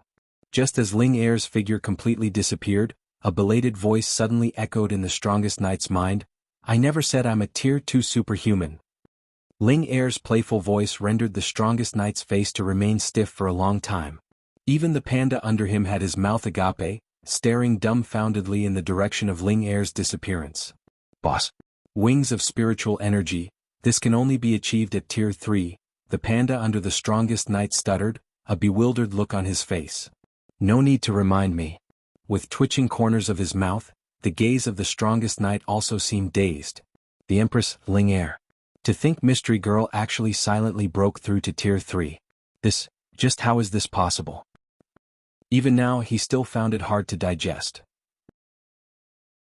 However, looking towards the city at the horizon, witnessing the sea of purple flames suddenly sweeping through the sky, he finally came to accept the fact that Ling Er had really broken through. That terrifying aura that did not belong to either the sea beasts or the giant elephant. Scorching rivers, boiling seas, a sweet cry reverberated for thousands of kilometers, it resounded for thousands of kilometers, shocking the countless superhumans hidden around the city. All the superhumans promptly looked towards the source, and surprisingly saw a beautiful girl with gorgeous purple wings attached to her back calmly hovering in the sky, and a purple sea of flames brewing behind her. Evolution begins with a big tree, Chapter 465, The Terrifying Sea Beast King. A deafening explosion reverberated through the sky as the purple sea of flame went crashing down to the ground in an instant. CICIC. Instantly, waves evaporated as charred carcasses slowly fell one after another. Some mutant sea creatures didn't even leave any bones behind. In the face of this terrifying flame that could burn their very soul, most of the sea creatures were nothing short of ants. However, at this moment, roar, deafening and resounding roars, seemingly coming straight from prehistoric era, carrying indescribable terror, echoed through the sky. Immediately after, Ling Er and the elephant's pupils shrank as they witnessed a horrid monster, resembling an elephant but covered in spikes, with purple flames burning all over it slowly emerging from the white mist. Huh? Are you kidding me? The sight of the monster instantly elicited cries of exclamation. Even Ling Er found it somewhat unbelievable. However, the next moment, with a trumpeting like that of an elephant's, a black elephant trunk covered in spikes, rapidly stretched towards the sky. The next moment, the very same scene of the white elephant inhaling the clouds and breathing them out played out once again. Except it was executed by a black elephant. What was more shocking was that the clouds it breathed out were dark, and were accompanied by lightning and thunder in the sky, giving the impression that it was the end of the world. How is this possible? Owl, who had been observing the battle all along, cried out in a bewildered voice as she gawked. However, the next moment, an earth-shattered explosion reverberated through the sky, as the black clouds breathed out by the black elephant turned into the most terrifying storm, sweeping towards Ling Er and the white elephant. Crackle, crackle, accompanied by continuous cracking and rumbles, the city behind Ling Er and the white elephant instantly shattered into pieces. Even more terrifyingly, it seemed that the white elephant and Ling Er couldn't withstand it either. Their figures were constantly being pushed back like two-leaf boats in a storm. What exactly is that?" cried out the struggling white elephant, puzzled. However, his question was answered with a thunderous roar as a massive purple sea of flames swept through the ground, crashing towards him this time. And the moment he came in contact with the purple flames, the white elephant let out a roaring, painful roar, staggering and leaving several deep pits behind. The purple flames seemed to burn the very soul. Even the mighty white elephant couldn't bear it. If my guess is correct, that Sea Beast King should have the ability to become stronger every time it encounters a strong opponent, it's able to replicate whatever attacks it receives, and is even able to evolve into something even more horrific, Ling Er mumbled to herself, finding it difficult to accept. How could there be such a heaven-defying ability? However, when she thought that this Sea Beast King was one of the most terrifying kings of the Sea Clan, Ling Er fell silent. Then again, if it didn't possess such a heaven-defying ability, how could this seemingly unintelligent sea beast command so many sea clans and invade the entire continent? Right at this moment, seemingly hearing this, the white elephant's pupils shrank fiercely. The next moment, the white elephant let out a trumpeting, followed by a surge in spiritual energy. A sacrosanct glow emerged all around the white elephant, pushing away the overwhelming purple flames around him. Breathing out a long, deep breath, the white elephant turned his gaze towards the nearby human hovering in the air for the first time and asked in a low voice, "How should we proceed then?" His question only caused Ling Er's expression to become stiff. She cast a glance at the hideous black elephant in the distance, and noticing it waiting for them to attack, she felt a bit helpless. "Let's just delay." Proposing this, she shrugged and explained, "This guy is definitely not something we can handle. The more we attack, the stronger it becomes. If you pay close attention to it, you'll surely notice that its violet and crimson eyes are burning with anticipation when looking at us. Hearing Ling Er's words, the white elephant also froze for a moment. He immediately looked towards the hideous black elephant, and a pair of eyes burning with anticipation caught his eyes. Low intelligence didn't mean that it did not have the ability to think at all. It was just that, compared to individuals with normal intelligence, the Sea Beast King's thoughts were very pure. Become stronger and stronger. They were as simple as that. It was an instinct and it obeyed its instincts. All right. After a long, silent contemplation, the white elephant decisively shifted his gaze to the other hideous sea beasts lurking deep in the waves.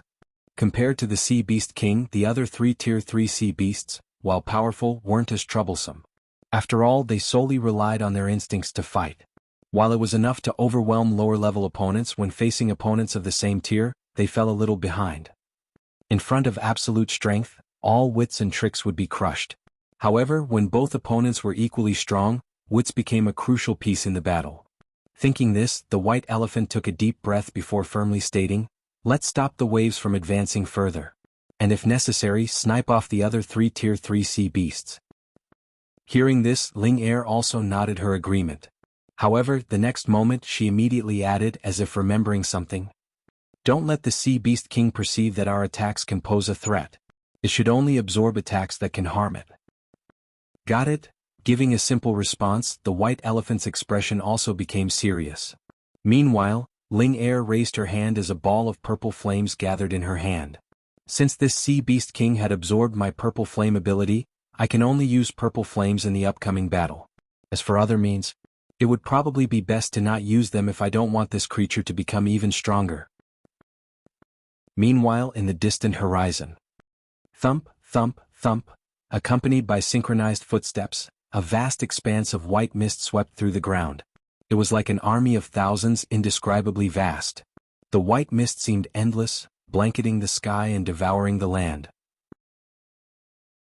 Passing by, a remote town that had been invaded by the sea creatures came in its path, whereupon the white mist had engulfed the entire city in the blink of an eye. The white mist seemed to be all-pervasive, with wisps swirling everywhere. The mist seemed to be alive, seeping into the bodies of the mutant sea creatures within a few breaths, much to their horror. And there was no after for them. Their bodies no longer belonged to themselves. On another side. Boom, boom, accompanied by thunderous crashes, monstrous creatures of mist were slaughtering everything, including humans. In the onslaught of sea creatures, there were few humans left in the entire city. UZU's mist beasts carried out their orders right to the dot, like machines. So, occasional collateral damage was unavoidable. If there was anyone or anything to blame, it would be their bad luck. By the time the vast mist swept over this remote town, it had become dead. The sea was dyed red, and corpses with terror clearly visible on their faces and wide-open eyes were floating everywhere. The horrific sight would send chills down everyone's spine. More than 7 million evolution points. Murmuring, a pair of eyes hidden deep within the dense mist looked towards a direction where terrifying auras emanated, the gaze becoming increasingly intense. The fact that just this small town had yielded such gains, Yuziu could not help but wonder what kind of surprises awaited him next. Evolution begins with a big tree, Chapter 466, Heaven-reaching stamp. Deep, deep, deep. Roar, roar, roar. The white elephant trumpeted, and the colossal hideous beasts in the giant waves roared, baring fangs at each other. Boom, boom, boom. Suddenly, the next moment, the white elephant, the size of a mountain, lifted his legs and charged straight into the waves, causing the ground to quake fiercely. Before anyone could react, a deafening bang reverberated amidst the massive waves before a 100-meter-long hideous monster covered in spikes was sent flying several kilometers away, with swathes of water splashing and rolling backward. For a moment, it seemed as if a torrential rain had started pouring down. However, at that very moment, roar, another roar reverberated through the sky as a head suddenly shot out from the depths of the sea, eliciting the white elephant's pupils to shrink. The head was extremely fast, incredibly so. Instantly, the white elephant felt a pain shooting from his thigh.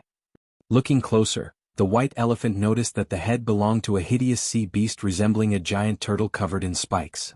To think a turtle would be so quick when poking its head out. The white elephant remarked in a calm voice, not caring much about it. He might not claim to be invincible in other aspects, but when it came to defense he indeed did not fear most attacks.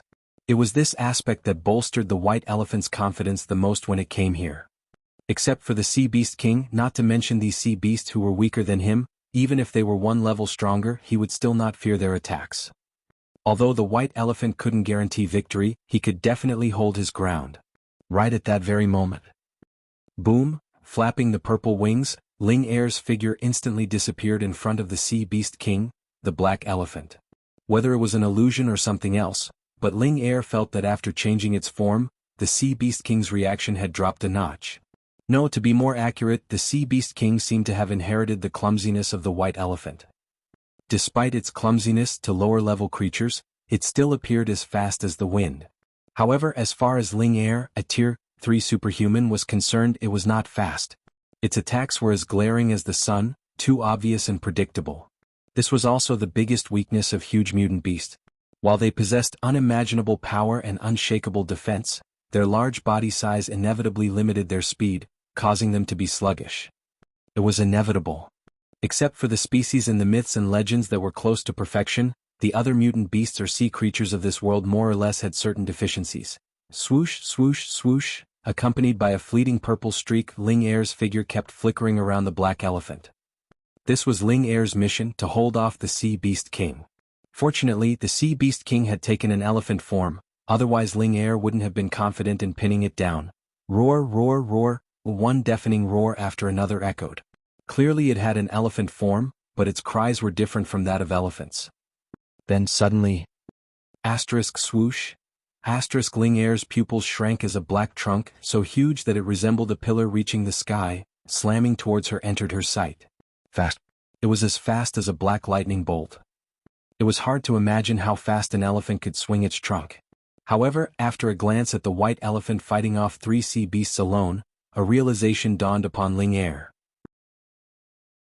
This Sea Beast King was actually learning the attacking methods of the white elephant, as if the white elephant was its teacher, and the Sea Beast King was his student, diligently absorbing everything. But what left her surprised was that despite both of them swinging their trunks, when Sea Beast King swung its trunk, the very air seemed to explode, and an enormous trough hundreds of meters long appeared on the ruins of the city, whereas the trough left by the white elephant was only tens of meters long. The sight of devastation left by the Sea Beast King caused the corner of Ling Er's eyes to fiercely twitch. They hardly have the same level of power. Suppressing the shock in her heart, Ling Er's expression became even more solemn. If she was hit by that, she would be seriously injured if not dead. The battle ravaged on. However, Ling Er seemed to be caught in a dilemma. From afar, everything looked the same. The figure with purple wings continued to entangle with the black elephant. However, compared to before, the black elephant's attacks were noticeably more fierce, and its movements were more agile. All this was because of the good teacher not far away. "You stupid elephant. Are you afraid this bastard can't kill me?" Ling Er complained, her face somewhat pale. Being entangled with this kind of monster was pure torture. If she wasn't proficient in psychic power and had strong perception, she would have been killed by the Sea Beast King long ago. Ah! Hearing Ling Er's complaints in the distance, the white elephant momentarily froze.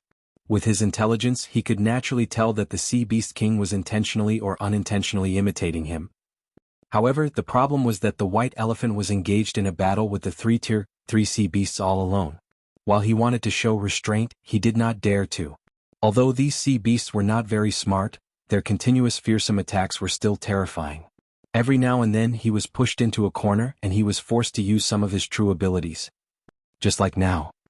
Sensing the nearby sea beast resembling a turtle coming at it, the white elephant took a long deep breath. And as he drew breath, the depths of white elephant's eyes flickered with a bright glow.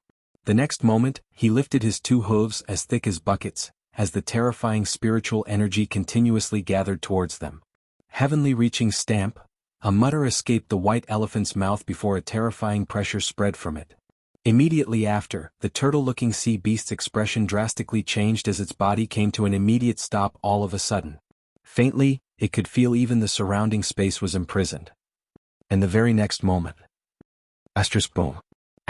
With a deafening boom, a pair of feet, white as jade, entered the turtle-type sea beast's sight, coming down on it and growing bigger and bigger. Even the flow of time seemed to have slowed down. However, in a moment, a sharp shattering sound rang, as the very fabric of space shattered, revealing cobweb-like cracks. Finally, the pair of white feet truly landed on the turtle's shell. Boom! The earth violently shook, and a terrifying shockwave spread in all directions. Meanwhile, roar! A wail filled with despair resounded in the air. However, as Ling Er listened to this utterly desperate roar, her expression suddenly changed drastically. Because at that very moment, an extremely hoarse and husky mutter sounded not far away from her. Heavenly reaching stamp. Asterisk following the sound, Ling Er was astonished, seeing the black elephant covered in spikes slowly lifting its forelimbs. How is this possible? Are you kidding me? Both Ling Er and the white elephant cried out in shock and dismay, their faces changed dramatically.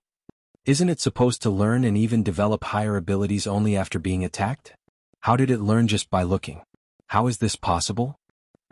However, now Ling Er had no choice but to accept it, because her figure suddenly froze in mid-air, as if this entire space was imprisoned. Visibly, a pair of black, spiky feet descended from the sky, directly targeting the space where Ling Er was imprisoned. You stupid elephant. You damn bastard. I'll remember this forever. Sporting a rare drastic change in her expression, Ling Er lost all of her composure for the first time in her life. The nearby white elephant, sensing the urgency of the situation, rushed over immediately, while roaring using psychic energy. The heaven-reaching stamp imprisoned space, while the descending hooves crushed everything within.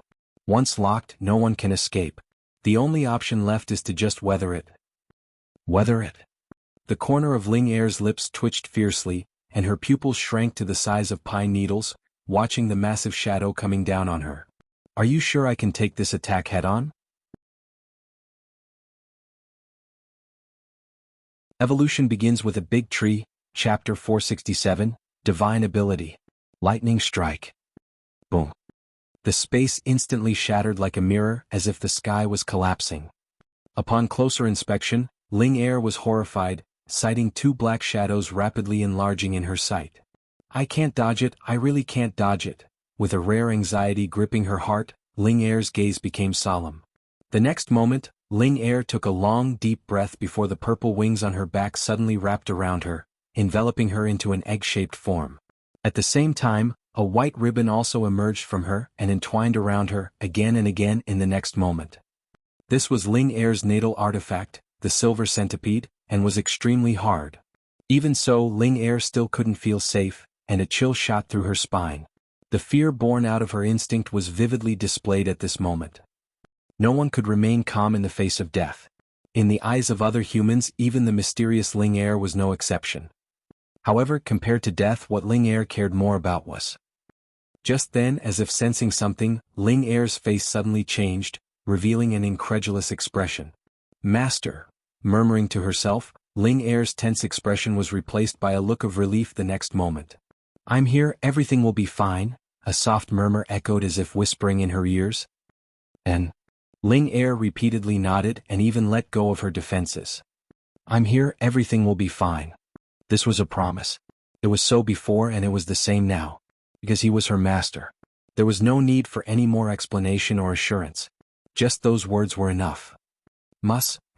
A murmur escaped Ling Er's lips once again as she saw a branch sweeping by in front of her. Willow leaves of verdant green, and as smooth and shiny as jade. The branch, resembling a jade-green divine chain, slowly rose from the ground. It was slow. In Ling Er's eyes, it seemed as slow as a turtle, but in a moment, countless willow branches rose one after another. Immediately after, amidst the astonished gazes of countless mutant sea creatures, and even white elephant, countless jade-green divine chains quietly bloomed around Ling Er. Like newly bloomed flowers or beautiful fireworks, they spread out in all directions, covering most of the sky in an instant. And right at that very moment. Roar! Amidst a deafening roar reminiscent of ancient times, a pair of black feet descended, shattering the space in its path as web-like cracks continuously spread. Boom. The next moment, a deafening explosion like a peal of thunder shook the world. At the same time, much to the astonishment of countless mutant beasts, the sky shattered in an instant, reduced into countless pieces of mirrors. However, what was even more spine-chilling was that the pair of black feet, which had just about shattered everything in its path, were suddenly stopped in mid-air. Beneath this pair of black feet were thousands upon thousands of willow branches, gently swaying. They appeared to be supporting this piece of the sky, lifting the black elephant. Roar, a roar resounded once again as swathes of black spiritual energy gathered around the pair of black feet. At the same time, crack, crack, crack, a scene that left the onlookers dumbfounded unfolded in the distance. The shattered sky broke apart once again. The pair of black feet, as if endowed with even more terrifying power, slowly pressed down towards the ground. Just then, a light laughter suddenly echoed in the void. "I've given you a chance." The faint voice seemed casual, but the moment it appeared, it suddenly filled the black elephant's mind like peals of thunder. However, before the black elephant could react, a cold and stern voice suddenly echoed in the sky. "Divine ability, lightning strike." As the words fell, the sky suddenly turned dark with heavy, dark clouds stretching across the horizon. As far as the eye could see, there was nothing but dark clouds. Not to mention a single city. Such a scale was probably enough to cover more than 2 cities. However, what was even more terrifying was the speed at which the heavy dark clouds swept in, surpassing everyone's imagination. By the time everyone noticed it, crack, crack, bolts of lightning tore through the dark clouds, streaking above the black elephant. At this moment, the originally towering black elephant seemed much smaller, because high above it heavy dark clouds were slowly swirling, forming a vast and terrifying vortex. Within the vortex, streaks of dazzling lightning flashed incessantly. What was even more dismaying was that the ginormous black elephant appeared to be slowly drifting towards the terrifying vortex in the sky. At this moment, if one observed carefully, they would definitely see a giant hand of lightning stretching out from the deepest part of the vortex, grab the black elephant and start pulling it into the depths of the vortex. Roar, roar! Immediately, distraught wails of the black elephants echoed amidst the crackling lightning. Facing such terrifying power, not even the thought of confronting it crossed its minds. It wasn't just the sea beast king, even the white elephant on the ground as well as owls standing on top of tall buildings, were all flabbergasted. Can this kind of power truly exist in this world? Watching the vast vortex in the sky, the white elephant couldn't help but have a sense of insignificance rise in his heart. No, it wasn't just a feeling, but he truly felt insignificant in the face of such power. Even the sea beast king, who was much stronger than him, was still pulled into the depths of the vortex by the giant hand of lightning formed by countless bolts, despite its staunch struggles. Worse, this was just the beginning because, in the terrifying vortex, the lightning became even more dazzling. Faintly, one could sense an out-of-the-world power gathering in the vortex. Almost there, it's time to descend. Murmuring, Wuxia, who was hiding in the darkness, watched on with rapt attention. The next moment, a heaven-reaching pillar of lightning, that could shake half of the continent, descended from the vast vortex. Crack, the entire black elephant was directly hit. Faintly, a last cry of despair reverberated across the sky. At this moment, if one looked closely, they could even see the stark white bones within the black elephant's body. However, at this moment no one, not even the mutant sea beasts, would bother to look closely. Because the heaven-reaching lightning pillar wasn't just descending on the black elephant, but also on the entire city. Asterisk boom. Asterisk with a deafening roar, the entire city trembled violently. Then, much to the shock of countless humans and sea creatures alike, lightning bolts surged in all directions like electric serpents. The waves, originally the bridge for the invasion of the land by mutant sea creatures, now became the medium for the lightning bolts. Crackle, crackle. One after another, lightning bolts spread through the sea, lighting it up like daylight. There was no roar or any cry of despair, just the crackling of lightning. Countless mutant sea creatures were obliterated in a flash. Even Tier 1 and Tier 2 sea creatures were unable to resist, and gradually evaporated from the face of the earth after a few breaths. Evolution begins with a big tree, Chapter 468, The Advent of Tree World. Ding, you have killed a Tier 1 mutant crab, evolution points plus 30,000. Ding, you have killed a Tier 2 mutant lobster, evolution points plus 140,000. Ding, you have killed a Tier 0 mutant squid, evolution points plus 1,000. One after another, countless system prompt sounds successively echo in Wuxia's ears. However, Wuxia chose to selectively block out these notifications and turned his attention to the city. Looking up, the pillar of lightning was still descending from the sky, piercing through the entire city, leaving a deep bottomless pit. However, that wasn't the most terrifying part. The most terrifying part was the penetrating power of the lightning gathered in the sky. While it tore through the earth, it also pierced through the sky. In the distance, humans and mutant beasts could see a pillar of lightning piercing through the sky. What's that? A pillar of light.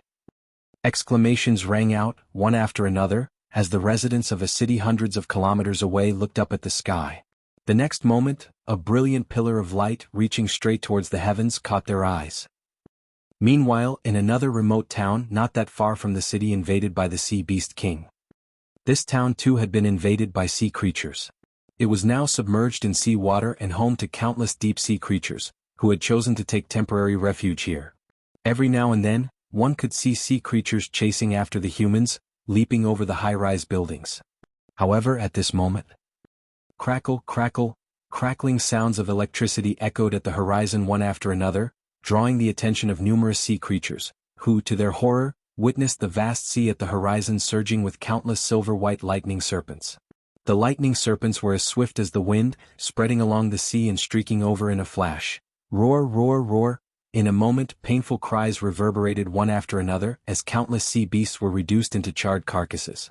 Moreover, some sea creatures like those in the first city instantly disappeared. And this was the might of the lightning attribute divine skill, lightning strike. The lightning strike was primarily an offensive skill. Whether it was single target damage or its destructive might, it had almost reached the pinnacle in offense. Although it had spread across hundreds of kilometers, with the sea water acting as a medium, its terrifying might had silenced the entire world.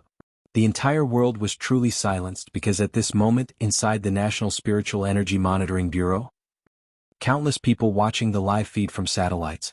They witnessed lightning spread in all directions from the city, where the Sea Beast King appeared as the epicenter, sweeping through city after city. Can a mutant beast really unleash an attack like this? This must be an illusion, it must be, star. Exclamation filled with shock and dismay rang one after another, a look of disbelief plastered on the faces of everyone.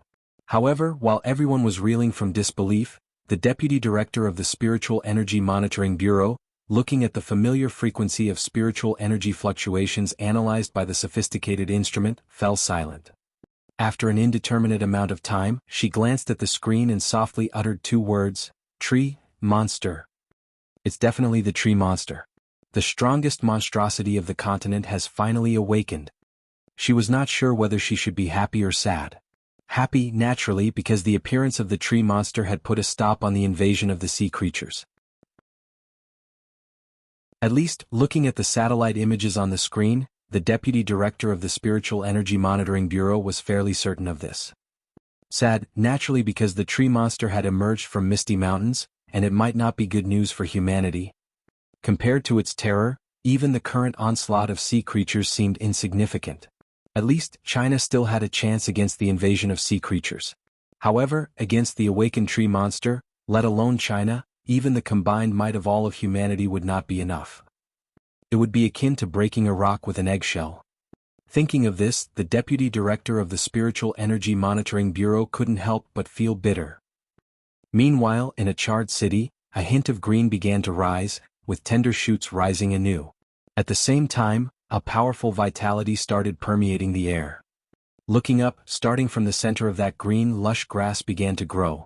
Rumble, rumble. In a moment, the ground started quaking as one branch after another broke the ground, extending upward. Accompanying them was an indescribably thick trunk, slowly rising towards the sky. It was an extremely beautiful sight. Under the dark and oppressive sky, still blanketed by thick and dense clouds, a willow tree had sprouted from the ground. With a faint green halo surrounding it and its branches gently dancing along the wind, standing tall amidst all the destruction, it perfectly portrayed the cycle of life and death. At this moment, glancing at the devastated city, the charred wasteland, adorned with the scars of the horrific battle, deep gullies and bottomless pits, as well as the charred carcasses, which had not burnt to ashes, and were still radiating a whole lot of heat, Yuziu couldn't help but heave a sigh. His sigh was filled with indescribable melancholy. Ground littered with corpses and carcasses, and a sea of blood stretching for kilometers. He really did not want to see the human world reduced to such a hellish state. Suddenly, A murmur echoed in the devastated city, advent of tree world. At the drop of these words, the city centered around Wuxia suddenly bloomed with greenery. Immediately after, much to the shock of the surviving mutant sea beasts, White Elephant and the humans who luckily happened to be in the unaffected part of the city, behind Ling Air and White Elephant, the ground violently started quaking, as if struck by an earthquake, with countless trees sprouting from the ground, lush and robust. Their branches continuously stretched towards the sky, and their roots spread deep into the earth. In just a few breaths, a vast and ancient forest had sprung up from the scorched earth. No, to be accurate, the scorched earth was no longer visible. All that remained was a vibrant primeval forest. All of this was built upon countless corpses buried beneath the forest. How lush and majestic the forest was directly related to how many corpses were buried, and the more the better.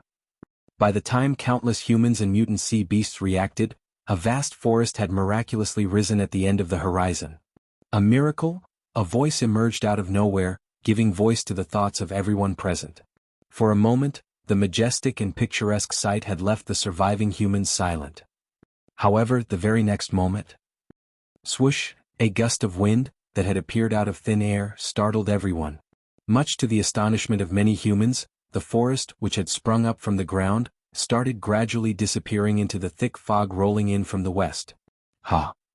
Stunned, someone attempted to approach, but in a moment, as if realizing something, his expression drastically changed as a cry of alarm echoed, "Misty Mountains." A look of pure horror had blanketed that man's face. Yes, this must be Misty Mountains. Only the mist from Misty Mountains could be so mysterious. Only the mist from Misty Mountains can be so lifelike. And now, looking at the towering tree hidden in the depths of the fog, reaching into the dark clouds, realization seemed to have dawned upon him, and he mumbled softly, "The tree monster must have come, the tree monster must have come." Hearing these repeated mutters, the others finally reacted, their faces turning pale. At this moment, no words were needed to provide an explanation. With the mist as a boundary and the forest as a base, another forbidden zone had quietly emerged deep within China, and no one dared to refute it. In fact, many felt grateful. Because the appearance of this tree monster had completely suppressed the invasion of sea beasts that had swept through much of the land. Until now, not a single person had heard the roar of sea creatures, as if everything had returned to calm.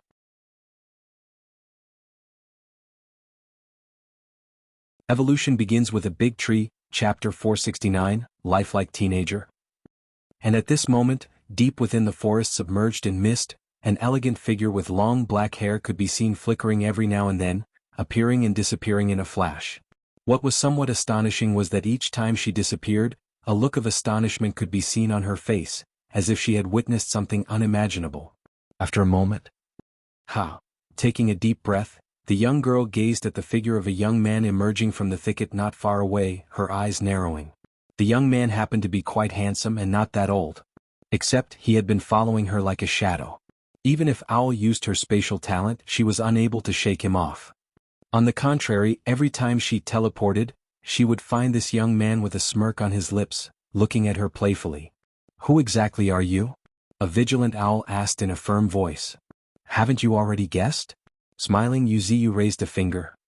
In an instant, Owl's pupils shrank to the size of a pinhole as she witnessed a root slowly extending from the young man's finger. "Tree monster." Owls bit her lips as her gaze towards the young man became filled with fear, and even a hint of indescribable terror. Tree monster, once just a name heard in passing, but today, having witnessed it suppress the majority of the sea creature's tide, Owl truly understood its terror. She came to realize that this entity, that had been lurking deep within the continent, was the most terrifying entity that could not be shaken by anyone. Meanwhile, after casting a playful glance at the young girl, Yuziu waved his hand. In an instant, swoosh swoosh. One after another, rootlets surged from all directions, shooting towards the young girl in succession. Seeing the rootlets coming at her from every single direction, Owl firmly stated, gritting her teeth, "You can't catch me." At the drop of these words, her figure once again disappeared into thin air on the spot. Only ripples in the space hinted at her departure. However, the next moment, as Owl reappeared not far from her original position, she found the young man standing not far from her, sporting still the same smile on his lips. Her gaze suddenly shook. "You." While she was reeling from the shock, Owl heard a confident voice suddenly echoing her ears. There is an interval of 5 breaths between each teleportation, and the teleportation distance is within a radius of 1 kilometer. If you want to teleport for a longer distance, the interval will correspondingly extend. Star. As Yuziyu spoke, his eyes could not help but flicker uncontrollably, gazing at this rather mysterious young girl. I've got to admit, her spatial innate talent is really enviable. No wonder she dares to linger on the battlefield of Tier 3 Transcendence when she is only a Tier 2 superhuman. Unfortunately, she has seen something she shouldn't have. Thinking of this, Yuziyu's human form, woven from countless rootlets, split apart in an instant. Swoosh, swoosh, one after another, countless roots shot towards the young girl at lightning speed. By the time the young girl reacted, she felt a sharp pain in her wrist. At the same time, her surging spiritual energy disappeared in an instant. Ha! Owl cried in disbelief, her voice carrying a hint of sharpness. However, the next moment, squillish, accompanied by a sound akin to the tearing of a piece of cloth, a poisonous thorn plunged into Owl's neck. And as she felt the sharp pain in her neck, Owl's consciousness plunged into darkness, fainting. A mysterious girl with spatial innate talent, softly mumbling, countless branches of a nearby tree tied up around the unconscious owl, binding her in place at Yuziyu's command. As the advent of the tree world created this forest, it was under Yuziyu's complete control. As such, controlling a tree or multiple trees was naturally not difficult. And as for why Yuziyu appeared as a living and breathing young man to Owl was also due to his ability hallucinogen. It was an ability that could deceive the senses. At this moment, in the forest created by Yuziyu, his hallucinogen ability was further enhanced. Not to mention making a figure woven by countless rootlets appear as a young man, even making a piece of immovable rock as a young man would be a piece of cake for Yuziyu. However, to make it more real, the human form woven by countless rootlets was most apparent. After all, given Yuziyu's exquisite control, he could even sport all kinds of expression on the young figure woven by countless rootlets. One could easily understand what that signified. If it weren't for Yuziyu's reluctance to hide, almost everyone would think that the teenager formed by Yuziyu's rootlets was a real human. Not bad, Yuziyu was completely satisfied with this form. He was basically a tree. As such, using roots as a medium to weave a young man and roam in the forest was within reason. After all, his tree body was just too terrifying, just a slight movement of any single part would affect a whole area. In this case, this proved to be the better choice. With a mere thought, rootlets hidden within the earth would swiftly surface at his designated spot, intertwining to form the semblance of a teenage figure. Enhanced by his ability, hallucinogen, the illusion would appear remarkably lifelike. The greatest advantage of this was convenience. Just like now, in the dark depths of the dense forest.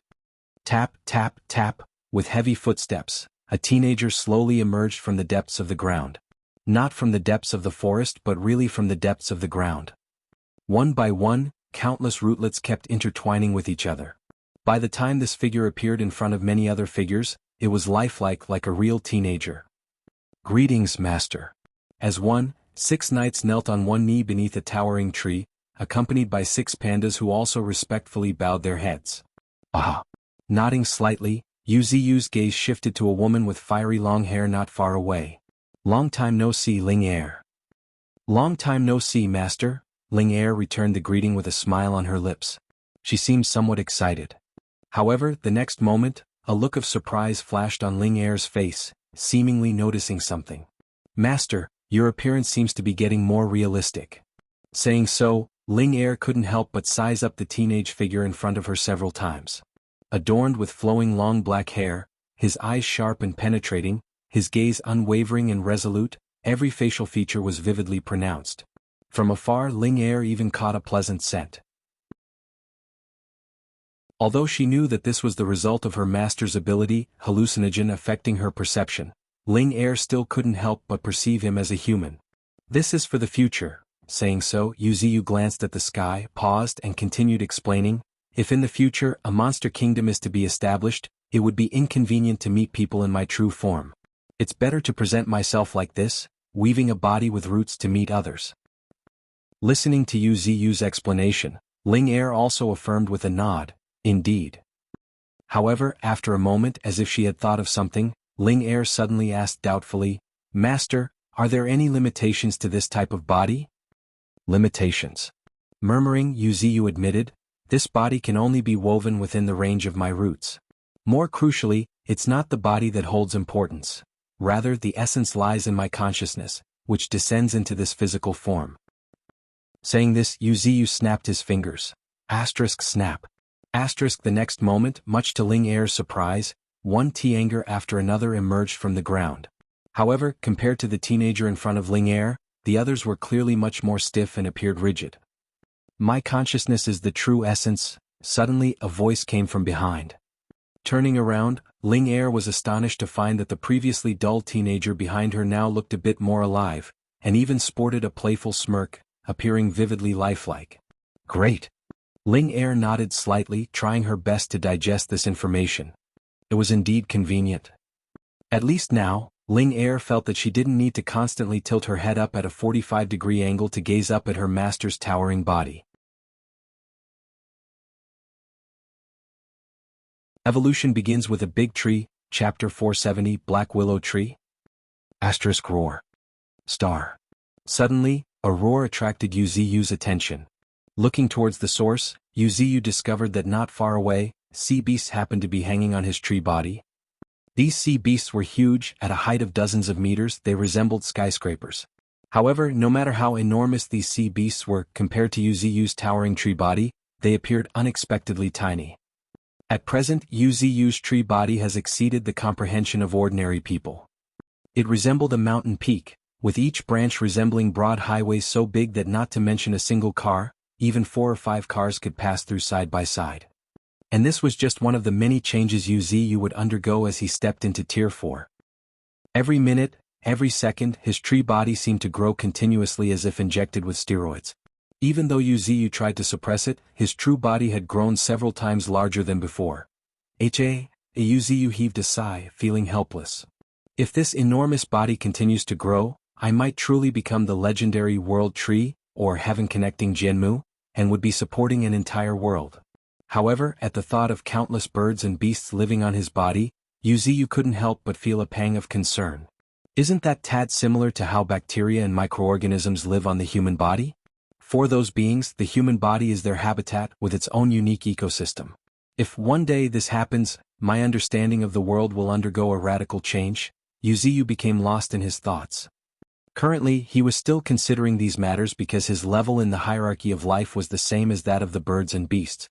If one day he truly completed his transformation, then these birds and beasts would be no different from the bacteria and microorganisms of today to him.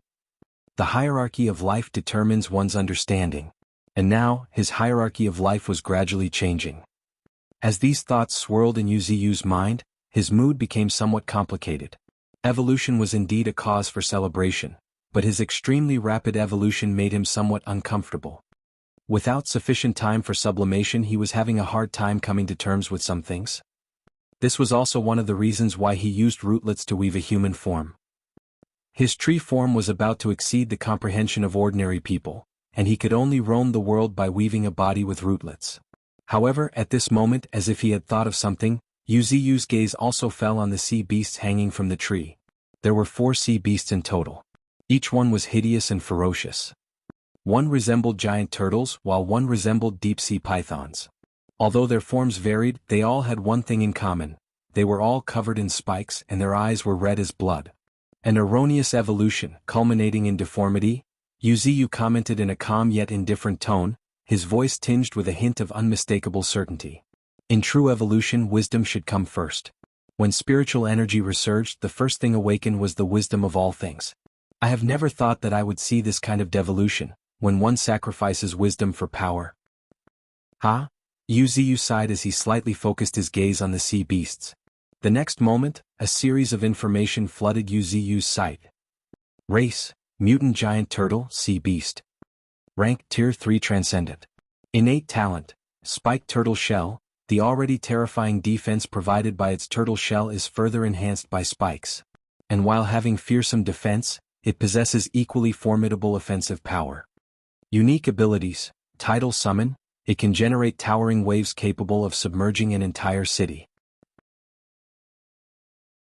Roar: it roars, unique to mutant turtles, are like a chorus of drums and bells, and possess the ability to shake one's soul. Spiked assault. Pharaoh bite. After a brief glance, Yuziyu lost interest. Although this sea beast had terrifying strength, it was just that. As a Tier 3 transcendent, it was rather mediocre. Not only this giant turtle sea beast but the other two sea beasts. This was equally true for the giant python and giant crab. Perhaps this was the greatest tragedy of devolution. Sacrificing wisdom meant relying solely on instinct in battle. Apart from relying on a powerful physique, their methods were not particularly remarkable. At this moment, Yuziyu's gaze turned again, now fixed on the most terrifying sea beast. At this moment, this creature, originally resembling a giant black elephant, charred, electrified down to its bones, was slowly changing form. This wasn't just a superficial change, there was a deeper transformation occurring. Faintly, Yuziyu could make out a black willow tree growing within its black spherical mass that was undergoing transformation. Crackle, crackle, accompanied by one thunderous clap after another, black lightning crackled around it. Is it evolving into me? Yuziyu smiled, a bit piqued. The next moment, he focused his gaze on it before a series of information flooded his sight, revealing all its secrets. Race Sea Beast. Rank Tier 3 Transcendent. Innate talent, absolute evolution. It can absorb and copy any kind of external attacks and convert them into its own abilities. Even if it's completely blown into pieces in one go, it can still regenerate and evolve. Additionally, through prolonged observation, it can directly learn the abilities of others.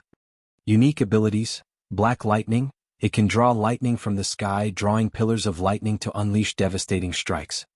Willow whiplash. Its black and thorny willow branches can be utilized as a whip, capable of shattering anything in its path. After going through its status screen, Yuziyu couldn't help but narrow his eyes. There was no denying that it was really a terrifying creature.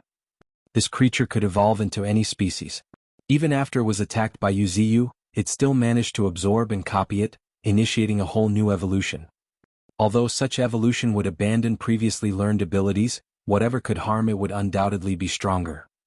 In other words, without anyone to stop it, this monster would continue to grow as it encountered stronger opponents. Unfortunately, it ran into Yuziyu. With Yuziyu as the target, an overwhelmingly powerful life form, the Sea Beast King was thrust into a challenging evolution. According to Ling Air, previously, when it evolved into a black elephant, it only took a few breaths. However, now, it took over 10 minutes to just initiate the evolution into Yuziyu's tree form. By the looks of it, the Sea Beast King would need at least a year to two to finish its evolution process.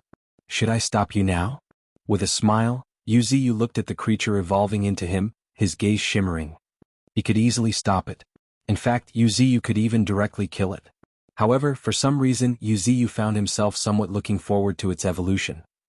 If this creature managed to complete its evolution, transformed into a black willow tree, Yuziyu wondered whether it would be possible to devour it and possibly gain its innate talent. After all, plants could devour each other, and steal each other's innate talent. This Sea Beast King was now actively choosing to transform into a plant.